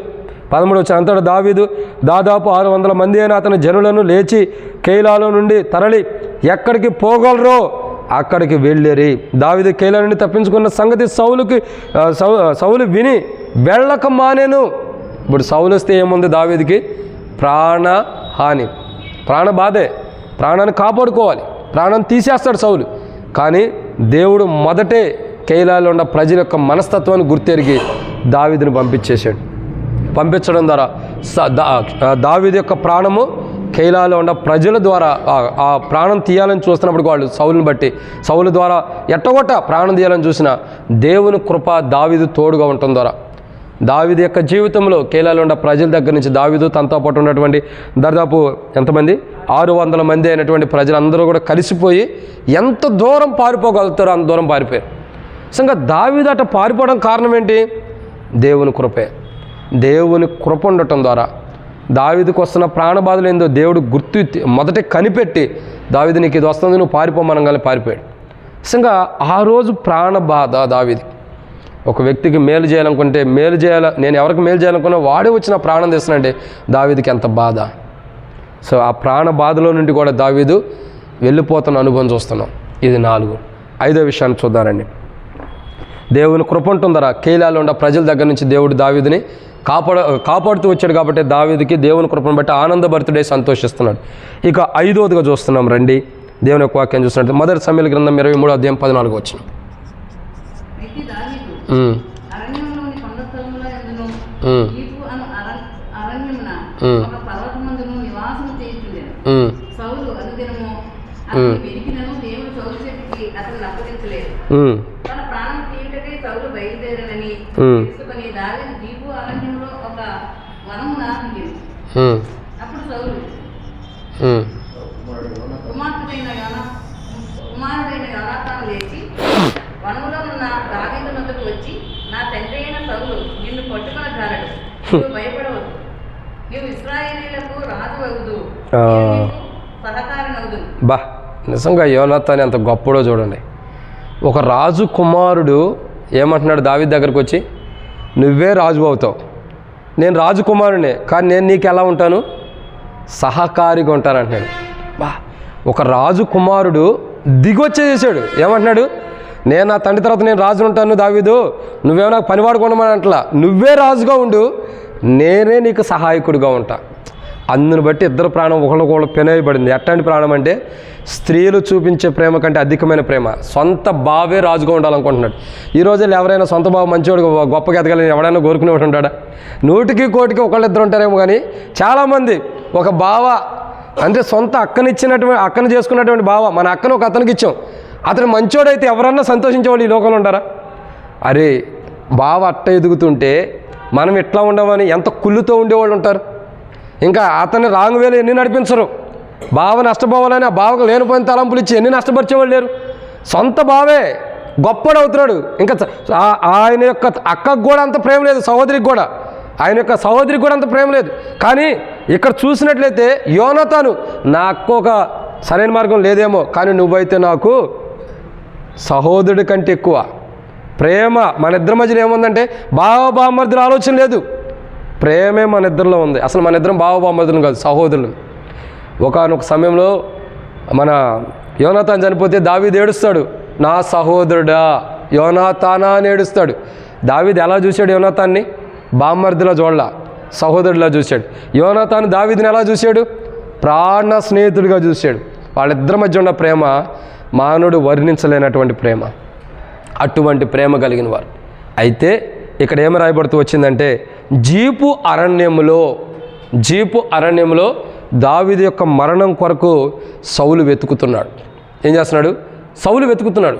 ఇప్పుడు సౌలుకి ఎక్కడొస్తుంది ప్రాణహాని? ఒకటి సౌలు యొక్క ఈటి దగ్గర, క్షమించండి, దావీదుకి ఎక్కడ ప్రాణహాని వస్తుంది? సౌలు యొక్క ఈటి దగ్గర. 2 సౌలు దోతల ద్వారా. 3 సౌలు యొక్క భోజన బల్ల ద్వారా. 4 సౌలు యొక్క ప్రజలు కేయలాలు ఉన్న ప్రజల ద్వారా. 5 సౌలు జీపు అరణ్యములో దావీదుని చంపడానికి ప్రయత్నిస్తున్నాడు. జీపు అరణ్యంలోకి వెళ్తున్నాడు దావీదుని చంపాలని. అక్కడ కూడా యోనాతాను అడ్డగించాలన్న అనుభవాలు ఉన్నాయి. ఎందుకు? తన తండ్రి చేస్తున్న తప్పును బట్టి. కానీ దావీదు యొక్క ఉద్దేశం ఏంటి తెలుసా? దావీదు ఎలాంటి వాడంటే దేవుని కృప దావీదుకి అంట కట్టిబడి ఉంది కాబట్టి దావీదుని సౌలు ఏం చేయలేకపోతున్నాడు. ఎంత ప్రయత్నించాడో చూడండి. ఇంకా సౌలే దావీదు దొరికాడు, కానీ దావీదు ఎక్కడ సౌలుకి దొరికాడా? లేదు. గుహలో ఉన్నప్పుడు, ఒక ప్రాంతంలో ఉన్నప్పుడు సౌలు యొక్క వస్త్రాన్ని కట్ చేసాడు ఎవరు? దావీదు. అంత సమీపంగా ఉన్నాడు. వెనక నుండి ఈట పొడితే ఏం చేసేవాడు సౌలు? చచ్చిపోయి ఆడ కూర్చునేవాడు. ఏమైనా చేసేవాడా? కానీ దావీదు యొక్క మనస్తత్వం అది కాదు. దావీదు ఎలాంటి స్థితిలో ఉంటాడంటే ఎప్పటికప్పుడు అసలు ఎంత చేస్తున్నా సౌలు మీద ఎంత రవ్వంత కూడా కోపం లేదు దావీదుకి. రవ్వంత కూడా, కంట్లో పడిన నలుసంత కూడా ద్వేషం లేదు, అసూయ లేదు, కోపం లేదు, అసలు ఏం లేదు అసలు సౌలు దావీదుకి. ఎందుకంటే పోనీలే తెలియక చేస్తున్నాడని, దురాత్మ బట్టినోడు అట్టా చేస్తాడని వదిలేస్తున్నాడు. నిజంగా అది క్రీస్తు యొక్క ప్రేమ అంటే. క్రీస్తు యొక్క ప్రేమ. మరి ఊరకనే దావీదు యొక్క సంతానం నుండి యేసుప్రభు వచ్చాడా? దావీదులో క్రీస్తు యొక్క ప్రేమ ఉంది. ఈటి చేతి చంపాలనుకున్నాడు, దోతల చేతి చంపాలనుకున్నాడు, భోజన బల దగ్గర చంపాలనుకున్నాడు, కేలాలో ప్రజల చేతి చంపాలనుకున్నాడు. ఆ ప్రజలను బట్టి, ఆ ప్రజల చేత వాళ్ళ ద్వారా, ఇంకా జీపు అరణ్యంలో చంపాలనుకుంటాడు. ఇన్ని చేసినా సౌలుని ఏం చేస్తున్నాడు దావీదు? పోన్లే. ఒక చోట అంటాడు కొండ మీదకి, ఇంకా మనం చదువుకుంటూ వెళ్తాం ముంగట, నాయనా సౌలా నా తండ్రి, దావీదు నీకెన్నడూ హాని చేయడు, దావీదు నీకెన్నడూ కీడు చేసేవాడు కాడు. నీకు ఎవరు చెబుతున్నారో కానీ చెప్పుడు మాటలు నువ్వు ఎలా అయిపోతున్నావు, ఎప్పుడు కూడా దావీదుని కీడు చేయడు. అప్పుడు అంటాడు, నాయనా కుమారుడా దావీదా ఇది నీ స్వరమేనా? ఇన్ని మాటలు మాట్లాడి మళ్ళీ కొంత దూరం వెళ్ళిన తర్వాత మళ్ళీ తిరిగి వస్తాడు చంపడానికి. ఏమంటాడు? నాయనా కుమారుడా దావీదా ఇది నీ స్వరమేనా? అవునయ్యా నేనే, దావీదునే, నేను ఎప్పుడు నీకు హాని చేయను. అసలు ఎప్పుడు దావీదుని కీడు చేస్తాడు నువ్వు అనుకోవద్దు, తలంచొద్దు. నీకు ఎప్పుడు నేను కీడు చేయను. ఓకే నాయన నేను పాపం చేశాను అని వెళ్తాడు. మరలా బయలుదేరేస్తాడు. మారు మనసు లేనివాడు ఏం చేస్తాడు? ఒప్పుకున్నట్టు ఒప్పుకుంటాడు, మరలా వెళ్ళి సరి చేసుకోకుండా మరలా వచ్చి అదే జీవితం కొనసాగుతాడు. అదే నిజంగా దావీదు యొక్క జీవితం ఎంత అద్భుతమైనదంటే, జీపు అరణ్యంలో, ఆ అరణ్య ప్రాంతంలో కూడా దావీదు ప్రాణానికి బాధ ఉన్నప్పుడు, ముప్పు ఉన్నప్పుడు దేవుడు తన కృపను బట్టి కాపాడుతూ వచ్చాడు. జీపు అరణ్యంలో కూడా, జీపు అరణ్యంలో దేవుడు తన కృపను బట్టి కాపాడుతూ వచ్చాడు దావీదుకి ఏ నష్టం జరగకుండా, ఏ కీడు జరగకుండా. తన ప్రాణహాని జీపు అరణ్యంలో ఉందని దేవుడు గుర్తెరిగి ఆ ప్రాంతం నుంచి కూడా తరలిస్తున్న అనుభవాలు ఉంటాయి. అక్కడి నుంచి కూడా మెల్లమెల్లగా తరలిస్తున్న అనుభవం ఉంది. దావీదు ఎక్కడ కూడా దావీదు సౌలుకి దొరకడు. ఎందుకని? దేవుని కృప దావీదుకి, ఎముకలకి శరీరం ఎలా అంటబడిందో అలా అంటబడింది కాబట్టి దావీదు ఎంత ఎంత దూరమైన వెళ్తాడే కానీ సౌలు ఎంత ప్రయత్నించినా దావీదు దొరకడు. ఎందుకు? దావీదుకే సౌలు దొరుకుతాడు కానీ సౌలుకి దావీదు ఎప్పుడూ దొరకడు. ఎందుకు? దేవుని కృప అలా అంటబడి ఉంది. సో భూమి మీద దేవుని కృప ద్వారా జీపు అరణ్యంలో ఉన్నటువంటి దావీదు ప్రాణ బాధ నుండి తప్పించబడ్డాడు. అది మొదటే కనిపెట్టాడు దేవుడు. జీపు అరణ్యంలో కూడా దావీదుకు హాని ఉండిద్ది, నష్టం ఏదో రాబోతుంది, కాబట్టి అతన్ని నేను తప్పించాలని దేవుడు ఉద్దేశించాడు కాబట్టి తప్పిస్తూ వచ్చాడు. ఇది ఎన్నో మాట? 5. ఇక 6వ విషయాన్ని చూద్దానండి. మొదటి సమూయేలు గ్రంథము 23వ అధ్యాయం 25వ వచనం. మొదటి సమూయేలు గ్రంథము 23వ అధ్యాయము 25వ వచనం.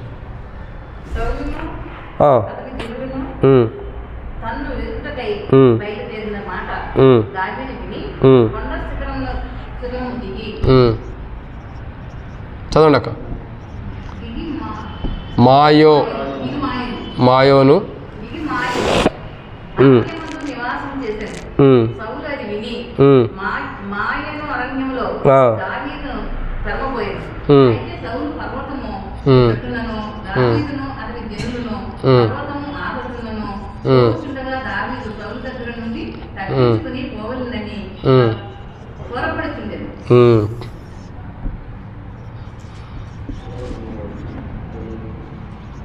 సో ఇక్కడ అర్థం చేసుకోవాల్సిన విషయం ఏంటంటే మాయోను అనే అరణ్యంలో దావీదును తరుమబోయెను. అయితే సౌలు పర్వతం ఈ తట్టునను దావీదును అతని జనులను పర్వతం ఆ తట్టునను పోచుండగా దావీదు సౌలు దగ్గర నుండి తప్పించుకొని పోవాలని త్వరపరచుండెను. సౌలును అతని జనులను దావీదును అతని జనులను పట్టుకునే వాళ్ళని వారు చుట్టూకొని ఉండిరి.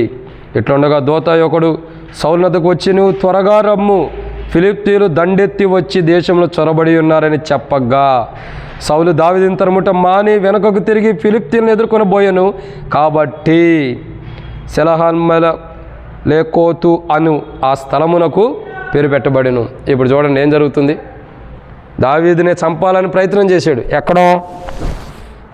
మాయోను అను అరణ్యంలో ఉన్న కొండ దగ్గర, కొండ ప్రాంతం, పర్వతాల దగ్గర ఏం చేశారు? కొండలు అనుకోండి, పర్వతాలు అనుకోండి. ఆ పర్వతంలో చుట్టూ జనులందరూ కుమ్మి కూడుస్తున్నారంట. మీరు అర్థం చేసుకోండి. అక్కడ రాబడి అనమాట ఏం తెలుసా? 26 వచ్చిన చివరిలో అతని జనులను పట్టుకునే వాళ్ళని వారి చుట్టూ కొనిచుండిరి. ఎక్కడ?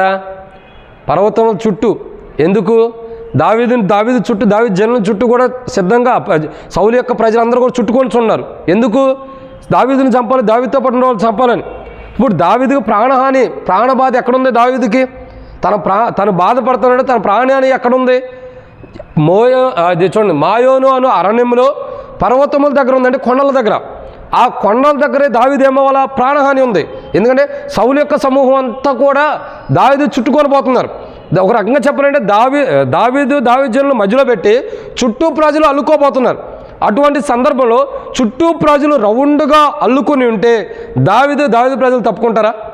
ఒక రకంగా చెప్పండి, తప్పుకునే అవకాశం లేదు. ఇక్కడ అర్థం చేసుకోండి, అసలు చివరి క్షణంలో దేవుని కృప వచ్చేసింది అక్కడ దావీదు దగ్గరికి. దావీదుకి ఒక రకంగా చెబుతున్నానండి, ఇది దావీదు, ఇట్లా చుట్టుకుంటున్నారు ప్రజలు. ఈ చివరి క్షణంలోనే, చుట్టుకోబోతున్న క్షణంలోనే దేవుని కృప వచ్చేసి అటగిచ్చేసింది. ఏమని? దేవుడు కనిపెట్టాడు కదా, దావీదు ప్రాణం ఈ మాయోను అరణ్యములో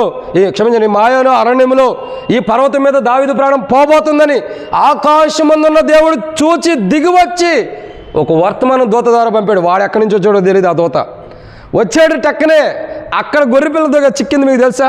ఎక్కడా గొర్రెపిల్ల? మీకు తెలుసా లేదా? ఒక గొర్రెపిల్ల చిక్కింది. ఎక్కడ?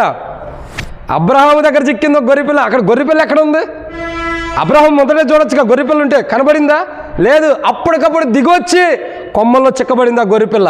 అదే రీతిలో అప్పటికప్పుడే దేవుడు ఒక దూతను పంపాడు. వాడు అసలు సౌలు వాడో కాదో కూడా తెలియదు. ఎవడో వచ్చి చెప్పాడు, అయ్యా ఫిలిష్తీయులందరూ మన దండి మీదకి వచ్చారు, మనం నష్టపోతున్నాం అనగానే ఈ దావీదుని తర్వాతైనా చంపొచ్చు, ముందర అది కాపాడుకోలేని పరిగెత్తాడు. అయిపోయింది. అసలు వచ్చినోడు ఎవరో, అది నిజమో కాదు, అది వాస్తవమో కాదు తెలుసుకున్నది కూడా లేదు.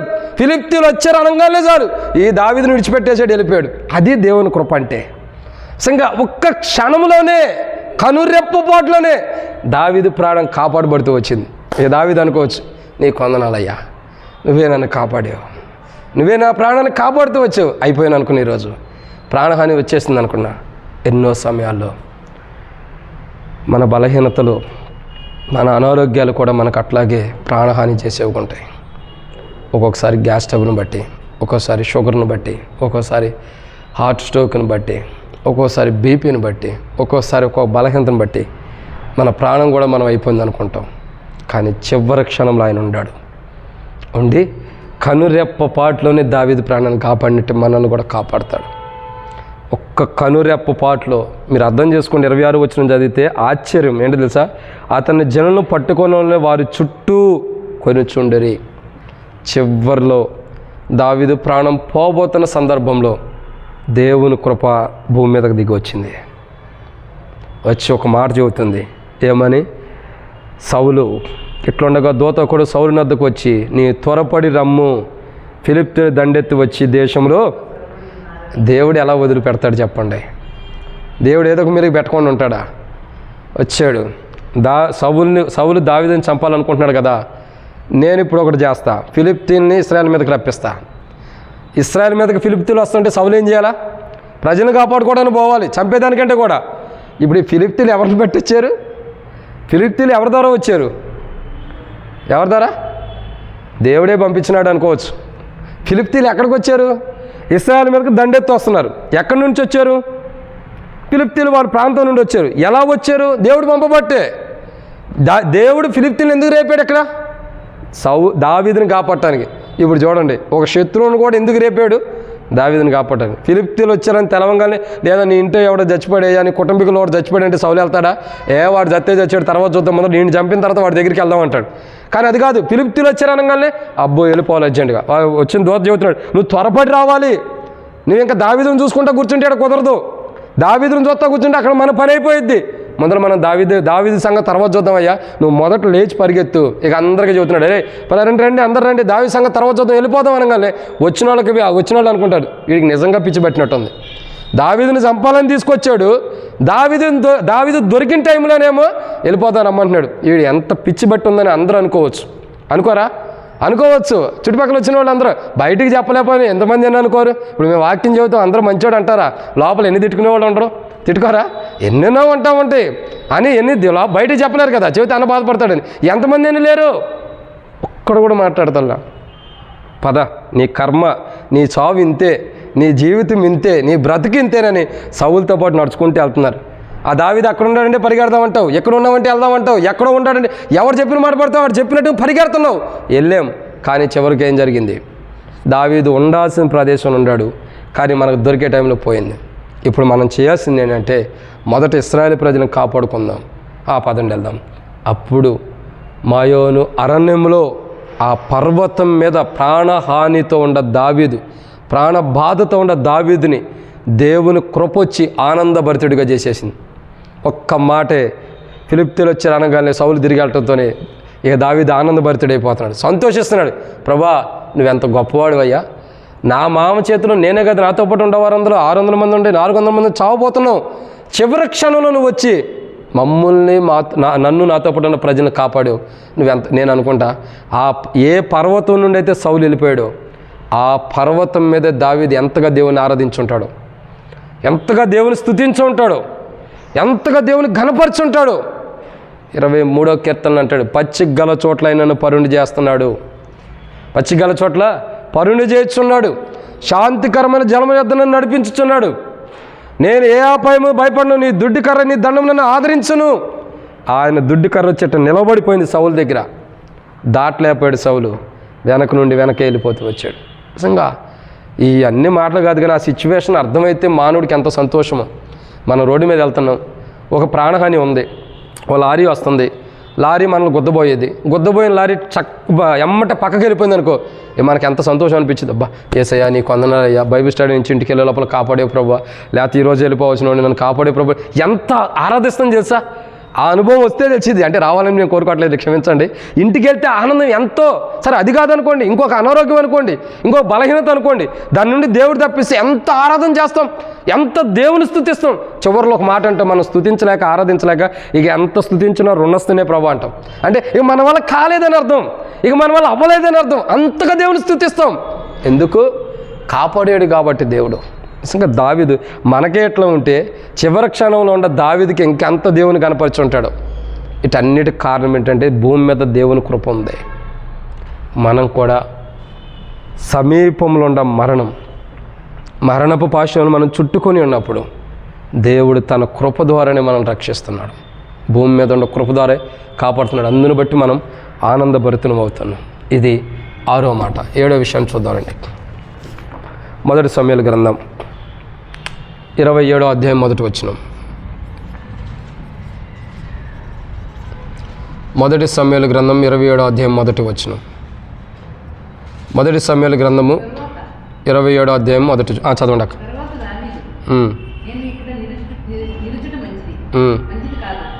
ఏదో ఒక దినమున నేను సౌలు చేత నాశనం అవుతున్నాను. నేను ఫిలిష్తీయుల దేశంలోనికి తప్పించుకుపోదును. అప్పుడు సౌలు ఇశ్రాయేలీయుల సరిహద్దులలో నన్ను వెదకుట మానుకొను కనుక నేను అతని చేతిలో నుండి తప్పించుకొందునని అనుకొని తన యుద్ధమున్న 600 మందితో కూడా ప్రయాణమై మాయోకు కుమారుడును గాతు రాజునైన ఆకీషు వద్దకు వచ్చాడు. దావీదు గాతులో ఆకీషు వద్ద చేరగా అతడును అతని వారందరూ తమ తమ కుటుంబముల సమేతముగా కాపురం ఉండేది.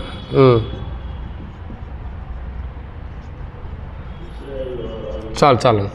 కాబట్టి ఇక్కడ రాయబడిన చివరి మాట ఏంటంటే దావీదు చివరిగా చూస్తున్నాము.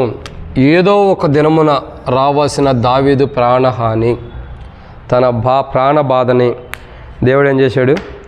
తప్పించాడు. 25వ వచనంలో సమూయేలు మృతి పొంది నొందగా ఇశ్రాయేలు అందరూ కూడుకొని అతడు చనిపోయినని ప్రలాపించుచు రామాలో 27 మొదట్లో, నేను 25 చదివాను. 27 మొదట్లో. తర్వాత దావీదు, నేను ఇక్కడ నిలిచి ఉండటం మంచిది కాదు, ఏదో ఒక దినము నేను సౌలు చేత నాశనమగుదును. ఈ బాధ దావీదులో ఉండిపోతూ వచ్చింది. ఏంటి బాధ? ఏదో ఒక రోజు నేను చచ్చిపోతా ఖచ్చితంగా, ఏదో ఒక రోజు నాకు మరణం ఉంది. ఎప్పుడు? దావీదు సౌలు బ్రతుకున్నంత కాలము ఏదో ఒక రోజు నాకు మరణం అయితే ఉంది ఖచ్చితంగా. ఈ అరణ్యంలో, ఈ ప్రాంతాల్లో నేను ఎక్కడుండా ఖచ్చితంగా దావీదు సౌలు నన్ను చంపేస్తాడు. ఎందుకంటే ప్రజలు ఎట్లా ఉంటున్నారో తెలియదు, నమ్మించి మోసం చేస్తున్నారు. మనతోనే ఉంటున్నారు, మోసం చేసేవాళ్ళు ఉండరు. చూడండి, కైలాలో ఉన్న ప్రజలు దావీదుతో ఉండలేదు, అక్కడే ఉండట్టుండే ఏం చేశారు? దావీదుకి కీడు చేయాలని చూస్తున్నారు. ఏదో ఒకరోజు కీడైతే వీళ్ళ ద్వారా నాకు వచ్చింది, ఏదో దినం నాకు మరణం అవుతుంది. దేవుడిచ్చింది కాదు, సౌలు వల్ల వచ్చింది. కాబట్టి నేను కాపాడబడాలి. అందుకేం చేస్తున్నాడు? ఫిలిష్తీయుల్లోకి వెళ్ళిపోతున్నారు. చూడండి, ఫిలిష్తీయులు కూడా ఇశ్రాయేల్ ప్రజలకు ఎలాంటి వాళ్ళు? శత్రువుడు. ఫిలిష్తీయులు ఎలాంటి వారు? ఇశ్రాయేల్ ప్రజలకి శత్రువుడు. ఇప్పుడు గొల్యాతు ఎవరు సంబంధించినోడు? 17వ అధ్యాయం చదివితే మనకు అర్థమైంది. గొల్యాతు ఎవరు? ఫిలిష్తీయుడే. మరి ఇప్పుడు ఒక ఫిలిష్తీయుడినే దావీదు చంపినప్పుడు ఫిలిష్తీయులు ఎలా చేసుకుంటారు? మరి దావీదు ఎట్లాంటి తెలుసుకుంటారు కాదు కూడా. మన గొల్యాతునే చంపాడు ఈ దావీదు, మన దగ్గరికి వద్దని అనుకోవచ్చుగా, కానీ అనుకోవట్లా. ఎందుకంటే వాళ్ళ శత్రువుల్లో కూడా ప్రేమను కనపరిచేసాడు. అందుకంటాడు కదా, నా శత్రువులు ఎదుట నువ్వు నాకు భోజనమును సిద్ధపరిచేవు. ఎలా? ఫిలిష్తీయులు ఎవరు? దావీదుకి శత్రువులే, అవునా కదా? గొల్యాతుని చంపినప్పుడు ఫిలిష్తీయులు అందరూ దావీదుని చూడలేదా? చూసినట్లుగా ఇప్పుడు ఫిలిష్తీయులందరూ దావీదుకి ఏమవుతారు? శత్రువులే. కానీ శత్రువులే దావీదుని చేర్చుకుంటున్నారు. శత్రువుల మధ్యలోనే దావీదు అంటున్నాడు. అందుకే ఓర్నల కీర్తన గ్రంథం 23వ అధ్యాయంలో, నా శత్రువులు ఎదుట నువ్వు నాకు భోజనములు సిద్ధపరచదేవు. నా శత్రువులు ఎదుట నువ్వు నాకు భోజనం సిద్ధపరచావంటే ఎలా సిద్ధపరిచాడు? ఫిలిష్తీయులే శత్రువులు, వాళ్ళ మధ్యలో దావీదు నివసిస్తూ వచ్చాడు. అయినా ఫిలిష్తీయులు ఒక్కడు కూడా దావీదుని ఒక్క మాట అన్నది లేదు. దావీదా, నువ్వు పలాను వాడివి, మా వాడిని చంపేవు, మాకిట్లా కీడు చేసావు, ఒక్కడు మాట్లాడుతున్న అనుభవం లేదు. ఎవరికారి సైలెంట్ అయిపోయారు. అది దేవుని కృప అంటే. దేవుని కృప ఉంటుందారా? శత్రువులు ఎదుట కూడా దేవుడు దావీదుకి ఏ రోజన్నా అనుకున్నావా? శత్రువులు ఎదుట భోజనం అనుకుంటే మనం ఏదేదో ఊహించుకుంటాం. శత్రువులు ఎదుట భోజనం అంటే ఫిలిష్తీయులే దావీదు శత్రువులు. గొల్యాతు ఎవడు? ఫిలిష్తీయుడే. మరి గొల్యాతు అని చెప్పినప్పుడు ఫిలిష్తీయులు అందరూ శత్రువులే కదా. శత్రువుల మధ్యలోనే దావీదు భోజనం చక్కగా తింటున్నాడు, హ్యాపీగా పడుకుంటున్నాడు. ఇక నా మామ ఎడకు రాడు, ఫిలిష్తీయుల దగ్గరకు సౌలు వెళ్ళాడు కదా, ఇక సౌలు రాడు, మాకు హ్యాపీ, నేను ఇక్కడ కుటుంబంతో ఎట్లా ఉండే హ్యాపీగా ఉండొచ్చు. నిజంగా దేవుడు దావీదుకి ఇచ్చిన అనుభవాలు చూడగా మన జీవితకాలం అంతా ఈ తల మీద ఉండే ఎంటుకలు రాలిపోతాయి, తెల్ల ఎంటుకలు కూడా అయిపోతాయి. ఇక చూస్తే సమాధికి కూడా వెళ్ళిపోతాం. అన్ని అద్భుతాలు దేవుడు దావీదు పట్ల చేస్తూ వచ్చాడు. అవి చూడగా మన జీవితకాలం పట్టదు. ఇంకా మనం యేసుప్రభు గురించి ఏం తెలుసుకుంటాం? దావీదు గురించి తెలుసుకోవడానికే జీవితకాలం కూడా చాలదు. అంత అద్భుతాలు దేవుడు తన కృపను కనపరుస్తూ వచ్చాడు. 7వదిగా ఏదో ఒక దినమున రావాల్సిన మరణం, అదే ప్రాణబాధ. దావీదుకి ప్రాణబాధ ఉంది. ఏదో రోజు నేను చచ్చిపోతాను. ఆ ప్రాణబాధ ఎక్కడుంది? ఇక్కడ అన్నాడు, ఏమన్నాడు? ఏదో ఒక రోజున నువ్వు ఖచ్చితంగా సౌలును చంపుతాడు, చంపుకోండి ఉండడు. ఎందుకంటే ఏదో ఒక రోజున మరణం కోసం చూస్తున్నాడు. కాబట్టి నేను ఫిలిష్తీయుల్లోకి వెళ్ళిపోతా. నిజంగా అదే ప్రాంతంలో దావీదు ఉండటైతే ఏదో రోజు మరణం వచ్చేది. రాకోకుండా దేవుడు ఏం చేశాడు? మొదటే తన కృపను బట్టి కనిపెట్టాడు. దావీదు, నువ్వు ఇక్కడ ఉన్నంతకాలం ఏదో ఒక రోజు నీకైతే ప్రాణహాని వచ్చింది. 6 అనుభవాల్లో నేను కాపాడుతూ వచ్చాను నిన్ను. ఇంకెన్నైనా కాపాడతా, కానీ కొంతకాలం నువ్వు రెస్ట్ తీసుకెళ్ళి ఎక్కడ? ఫిలిష్తీయులు. ప్రభువా, వాళ్ళ దగ్గరికి నేను పోవాలా? పో. 9వ అధ్యాయంలో అపోస్తలుల కార్యంలో సౌలు గురించి అననే ప్రవక్త అంటాడు, అయ్యా సౌలు ఎట్లా పలానా ఒక ఇంట్లో ఉన్నాడు, అతడు ప్రార్థన చేస్తున్నాడు, అతని కళ్ళకు పొరల గమ్ముంది, నువ్వు వెళ్ళి ప్రార్థన చేయమంటే, ప్రభువా ఏంటి ప్రభు నన్ను వాడి దగ్గరికి వెళ్ళమంటున్నావా అని మనసులో ఉండదు వ్యక్తి. ఇట్లా వాడనలేదు కానీ అట్లా క్షమించండి, అట్లా వ్యక్తపరుస్తున్నాడు. ఏమని? అతను ఎలాంటి వాడు తెలుసా? వాడనలేదు కానీ క్షమించండి. ఏమంటాడు? అతను ఎలాంటి వాడు తెలుసా? దేవుని ప్రజల్ని హింసించిన వాడు, బాధపరిచిన వాడు, గాయపరిచిన వాడు. అట్లాంటి సౌలు దగ్గరికి నన్ను వెళ్ళమంటావా? ఈ సౌలు పాత నిబంధన సౌలు కాదు, కొత్త నిబంధన అపోస్తలుల కార్యం 9వ అధ్యాయంలో. అట్లాంటి వాడి దగ్గరికి నన్ను వెళ్ళమంటావా? ఏ ప్రభా, నన్ను కూడా చంపాలనుకుంటున్నావా? కాదు, నువ్వు వెళ్ళు. అతడు ఒకప్పుడు అందరిని చంపినోడే, కానీ ఇప్పుడు ఏం చేస్తున్నాడు? అతడు ప్రార్థన చేస్తున్నాడు, నువ్వు వెళ్ళు. అతడు ప్రార్థన చేస్తున్నాడు, నువ్వు వెళ్ళు. అతడు నా నిమిత్తం అనేకులు ఎదుట, రాజులు ఎదుట, అధికారులు ఎదుట, ఇశ్రాయేలు ఎదుట, సహస్రాధిపతులు ఎదుట నా నిమిత్తం నిలబడ, నాకు సాక్షిగా నా నిమిత్తమే సాధనంగా వాడబడతాడు, నువ్వు వెళ్ళు. సంగతి చూడండి, సౌలు ఎవరు దేవుని ప్రజలకి? అపోస్తలుల కార్యం 9వ అధ్యాయంలో సౌలు ఎవరు దేవుని ప్రజలకి? శత్రువే. మరి ఇప్పుడు అననీయాని శత్రువు దగ్గరికి వెళ్ళమంటున్నాడు దేవుడు. ఎందుకు వెళ్ళమంటున్నాడు? నువ్వు ఆయన దగ్గరికి వెళ్ళి ఇప్పుడు నీ శత్రువు నిన్నేమనడు. ఇదే సన్నివేశం మొదటే జరిగింది ఫిలిష్తీయుల్లో దావీదు వెళ్ళటం ద్వారా. శత్రువులందరూ ఫిలిష్తీయులు, దావీదు కాపురం ఉన్నాడు. ఎంత గుండె ధైర్యం లేకపోతే శత్రువులు ఆ దేశంలోకి వెళ్ళి శత్రువుల మధ్యలో కాపురం ఉంటున్నాడు దావీదు. ఎంత గుండె ధైర్యం, ఎంత హైట్ ఉంటాడంటే నేను అనుకుంటా ఇక నాది కాదులే కానీ మన వెంకటన్న అంత హైట్ ఉండొచ్చు దావీదు, కుడియడంగా. ఇక అంతే. ఇంకా దావీదు పొట్టివాడు, నిజం చెప్పాలి అంటే వెంకటన్న పొట్టివాడని కాదు నేను అంటుంది, మామూలుగా చెబుతున్నా. వాస్తవానికి ఇంకా తగ్గొచ్చు, ఇంకా తగ్గొచ్చు, ఎక్కువ ఉండొచ్చు. పొట్టివాడు అంటే దావీదు. అరే అటువంటి వ్యక్తే ఎంత గుండె ధైర్యంతో వెళ్ళి ఫిలిష్తీయులు అందరి మధ్యలో కాపురం ఉంటున్నాడంటే ఒక్కడు కూడా మాట్లాడతల్లా, ఈ దావీదుతో మనకెందుకు, మన పని మనం చేసుకుందాం. ఎంత ధైర్యం దావీదుకి, గుండె ధైర్యం. మనం అప్పుడప్పుడు అంటాం పొట్టోడే గెట్టోడు అని, మామూలుడు కాదు. గుండె ధైర్యం తెలియ నిలబడ్డాడు. ఎక్కడ? శత్రువుల మధ్యలో నాటుకుని కూర్చున్నాడు. దేవుని కృప అక్కడ ఉంది దావీదుకి. ఎవడో మాట్లాడతల్లా, శత్రువులే చుట్టుపక్కల, అందరూ ఎదుట భోజనాన్ని సిద్ధపరిచాడు దేవుడు. తిని దావీదు సంతోషంగా ఉండు. ఈ చుట్టుపక్కల ఉన్న శత్రువు ఎవడో నీకేం చేయడు, ఎవరు నీకేం చేయరు, తిను, సంతోషంగా ఉన్నాడు దావీదు. ఒకనొక సందర్భంలో దావీదు అంటాడు, నేను కూడా మీతో పాటు యుద్ధానికి వస్తానని ఫిలిష్తీయులతో అంటే, వద్దయ్యా నువ్వు ఆల్రెడీ ఆడ ఉండిచ్చినాడు కదా, రేపు పొద్దున ఏదైనా యుద్ధంలోకి వెళ్ళిన తర్వాత మా మీదే తిరగబడతావేమో, వద్దులే నువ్వు వేడే ఉండి సంతోషంగా భోంచే చాలు, మాతో పాటు రావద్దు అంటారు ఫిలిష్తీయులు. నిజంగా ఎంత ఘనతలోకి దేవుడు తీసుకెళ్ళి. వీటన్నిటి కారణం ఏంటంటే దేవుని కృప. ఏదో ఒకరోజు చనిపోవలసిన దావీదు మొదటి రాజుల గ్రంథంలోకి వచ్చి అడుగు పెట్టాడంటే కారణం ఏంటి తెలుసా? దేవుని కృప. నిజంగా అందుకే కీర్తనల గ్రంథం మనం చదువుదాం. ఇప్పుడు చదవాల్సిన మాట కీర్తనల గ్రంథము. వాక్యం అయిపోయింది అనుకోవాకండి, ఎప్పటి వరకు ఇంట్రడక్షనే, అసలైంది ఉంది. కానీ కీర్తనల గ్రంథం 31వ అధ్యాయం 7వ వచనం. కీర్తనల గ్రంథం 31:7. నీవు నా బాధను దృష్టి ఉంచున్నావు, నా ప్రాణబాధలు నీవు కనిపెట్టాడు. ప్రాణబాధలు ఏంటి? ఏటితో ప్రాణబాధ ఉంది. దోతలు సౌలు యొక్క ఏటితో ప్రాణబాధ ఉంది, సౌలు యొక్క దోతలతో ప్రాణబాధ ఉంది, సౌలు యొక్క భోజనం బల్ల దగ్గర ప్రాణబాధ ఉంది, సౌలు యొక్క ప్రజలు కేలాలో ఉన్న ప్రజల దగ్గర ప్రాణబాధ ఉంది, సౌలు జీపు అరణ్యంలో ఆ జీపు అరణ్యంలో ప్రాణబాధలు ఉన్నాయి, ఇంకా మాయోను అని అరణ్యంలో కొండ దగ్గర పర్వతం దగ్గర ప్రాణబాధలు ఉన్నాయి. ఇంకా ఏదో ఒక రోజు ప్రాణబాధ అన్నది దావీదుకు ఉంది. ఈ ప్రాణబాధలన్నింటిలో నుంచి దేవుడు తప్పించేశాడు. ఎలా? 31వ కీర్తన 7వ వచనంలో ఏమంటాడు? నా ప్రాణబాధలు నీవు కనిపెట్టి ఉన్నావు. కనిపెట్టాడు కాబట్టే అన్నిటి నుండి దేవుడు తప్పించాడు. తప్పించినందుకు దావీదు ఏమంటున్నాడు చూడండి, ఒక్క వచనంలోనే నాకు బాధ ఉందంటున్నాడు. అదే వచనంలోనే నీవు ఏమంటాడు? కావున నీ కృప ఏమైంది? నీ కృపను బట్టి నేను ఆనందభరితనే సంతోషిస్తున్నా. ఇంకెంతకు మించి సంతోషం ఆడి నుంచి వచ్చే చూడండి. ఎట్లా సంతోషిస్తున్నాడు?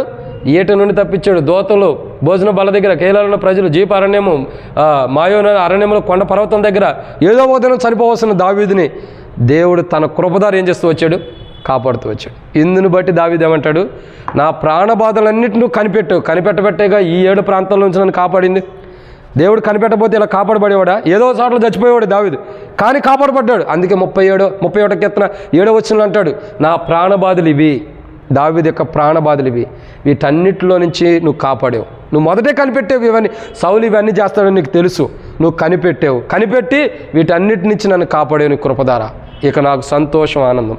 దావీదుకి ఏమంటాడు? ఆనందభరితుడినై సంతోషిస్తున్నా. దేని బట్టి? దేవుని కృపను బట్టి. దేవుడు దావీదు పైన చూపించిన కృపను బట్టి దావీదు ఆనందభరితుడే సంతోషిస్తున్నాడు. ఎందుకు సంతోషిస్తున్నాడు? 7 అంతల అనుభవంలో నుంచి దేవుడు తనని ఇవన్నీ దావీదుకు వస్తున్నాయని కనిపెట్టి దేవుడు తప్పించాడు. కాబట్టి తప్పించడానికి గల కారణం ఏంటి? కృప.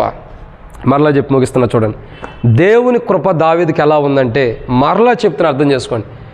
దేవుని కృప దావీదు పట్ల ఎలా ఉందంటే, ఒక మనుషుడికి ఎముకలు ఉంటే ఎముకలు పైన శరీరం ఎలా అంటబడి ఉండిద్దో దేవుని కృప దావీదుకి అలా ఉంది.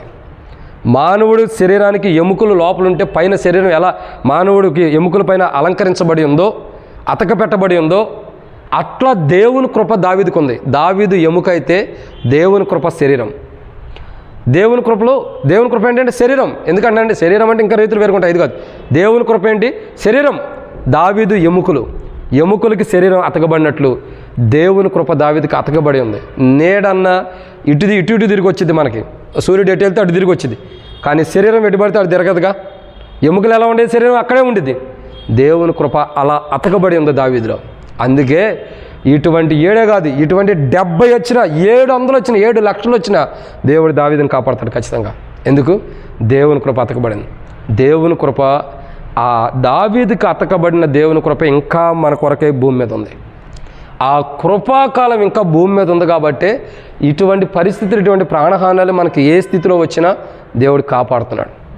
ఏ సందర్భాలను బట్టి మన ప్రాణహాని వచ్చినా భూమి మీద ఇంకా దేవుని కృప ఉంది. కాబట్టి దావీదుకి అతకబడిన దేవుని కృప ఇంకా మనకు భూమి మీద ఉంది. కాబట్టి మనం కాపాడబడుతున్నాం. ఇటువంటి సిచ్యువేషన్స్ వచ్చినా దావీదే కాదు, ఆనాడు దావీదే కాదు, ఈనాడు మనం కూడా కాపాడబడుతున్నాం. ఎందుకు? దేవుని కృప. నిజంగా దేవుని కృప ఎలాంటిదంటే, మనం అనుకుంటాం దేవుని కృప అంటే ఏదో అని అనుకుంటాం. దేవుని కృప అంటే ఇది. ఈ 7 అంతల అనుభవం కలిగిన వారిని కూడా కాపాడటమే దేవుని కృప. దీన్ని బట్టి దావీదు అంటాడు 31 కీర్తన 7వ వచనంలో, నీ కృపను బట్టి నేను ఆనందభరితుడినై సంతోషిస్తున్నా. ప్రభా, నేను ఊరకనే సంతోషించట్లా, నీ కృపే.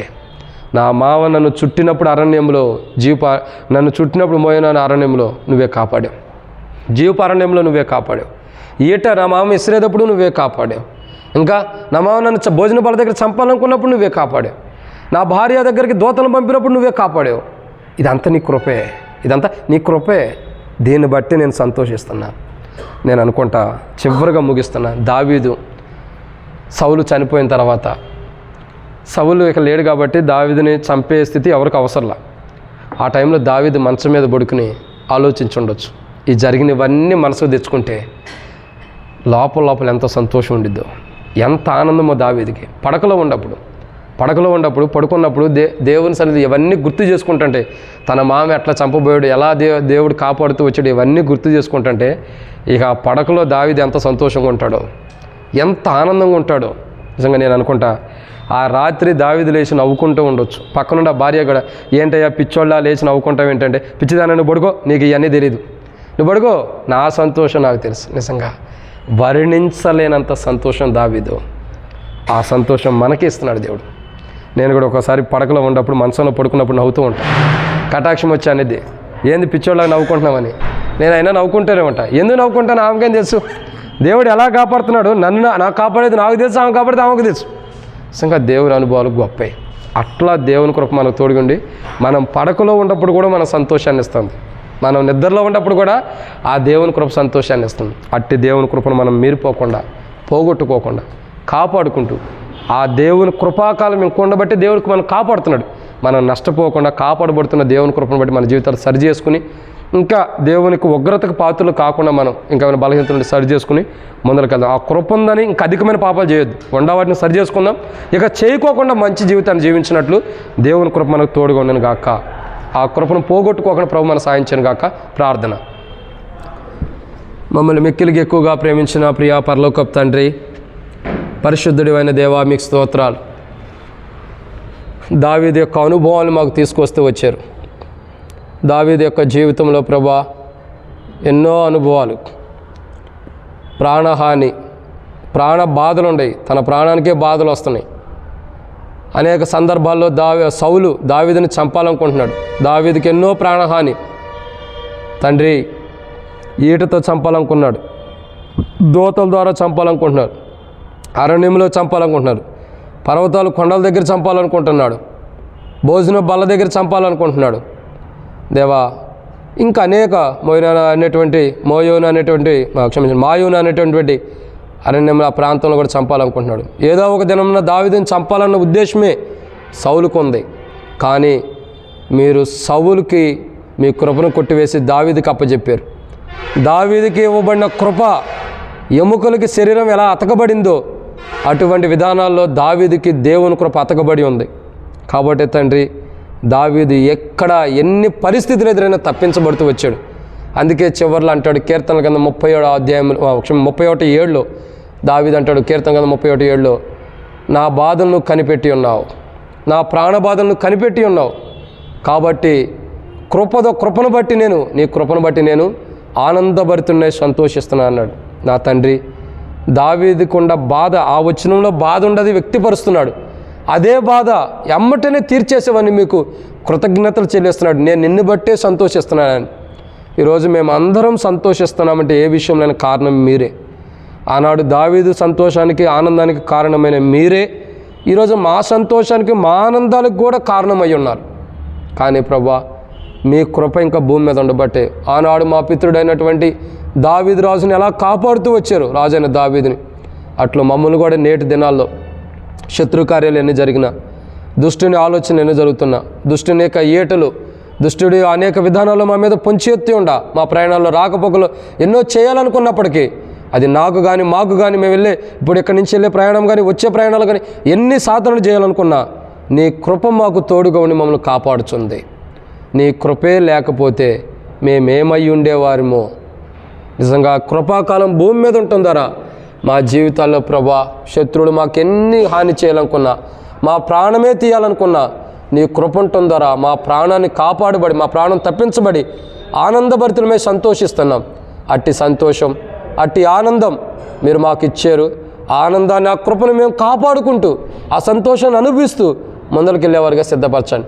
ఆ సంతోషం, ఆనందాన్ని మేము పోగొట్టుకుంటున్న పరిస్థితులు మాలో ఉండి అనుకుంటున్నాం. క్షమించి ఇక నుండి వాటిని పోగొట్టుకోవడం, కాపాడుకునేవారుగా సిద్ధపరచండి. మేమే కాదు, ఇక్కడ చేరున్న బిడ్డలందరికీ, నాకే కాదు, ఇక్కడ చేరున్న బిడ్డలకి అందరికీ, ఇక్కడ చేరున్న వారే కాదు, మందిరానికి వచ్చే ఎల్షద్దాయికి వచ్చే ప్రతి ఒక్కరికి, మందిరానికి రాని వారికి, సంఘ ప్రార్థనకు, బైబిల్ స్టడీకి, ఉపవాస ప్రార్థనకు, ఆరాధనకు కూడా సరైన విధానంలో సరైన సమయానికి రాలేనటువంటి వారికి కూడా మీ కృపను దయచేసి, దావీదుకి ఎటువంటి కృపను అంటబడి ఉందో అటువంటి కృప మాకు కూడా దయచేయమని, మా యొక్క కుటుంబీకులు, బంధుమిత్రులు, స్నేహితులకి, అందరికీ, దాసులకి, మా తండ్రికి, తమ్ముడికి, మా బంధువులు, స్నేహితులకి, ఇక్కడ చేరిన వారి బంధువులకి, వారి కుటుంబీకులకి అందరికీ దయచేయమని, ఈ కృపను బట్టే మేము కాపాడబడుతున్నాం.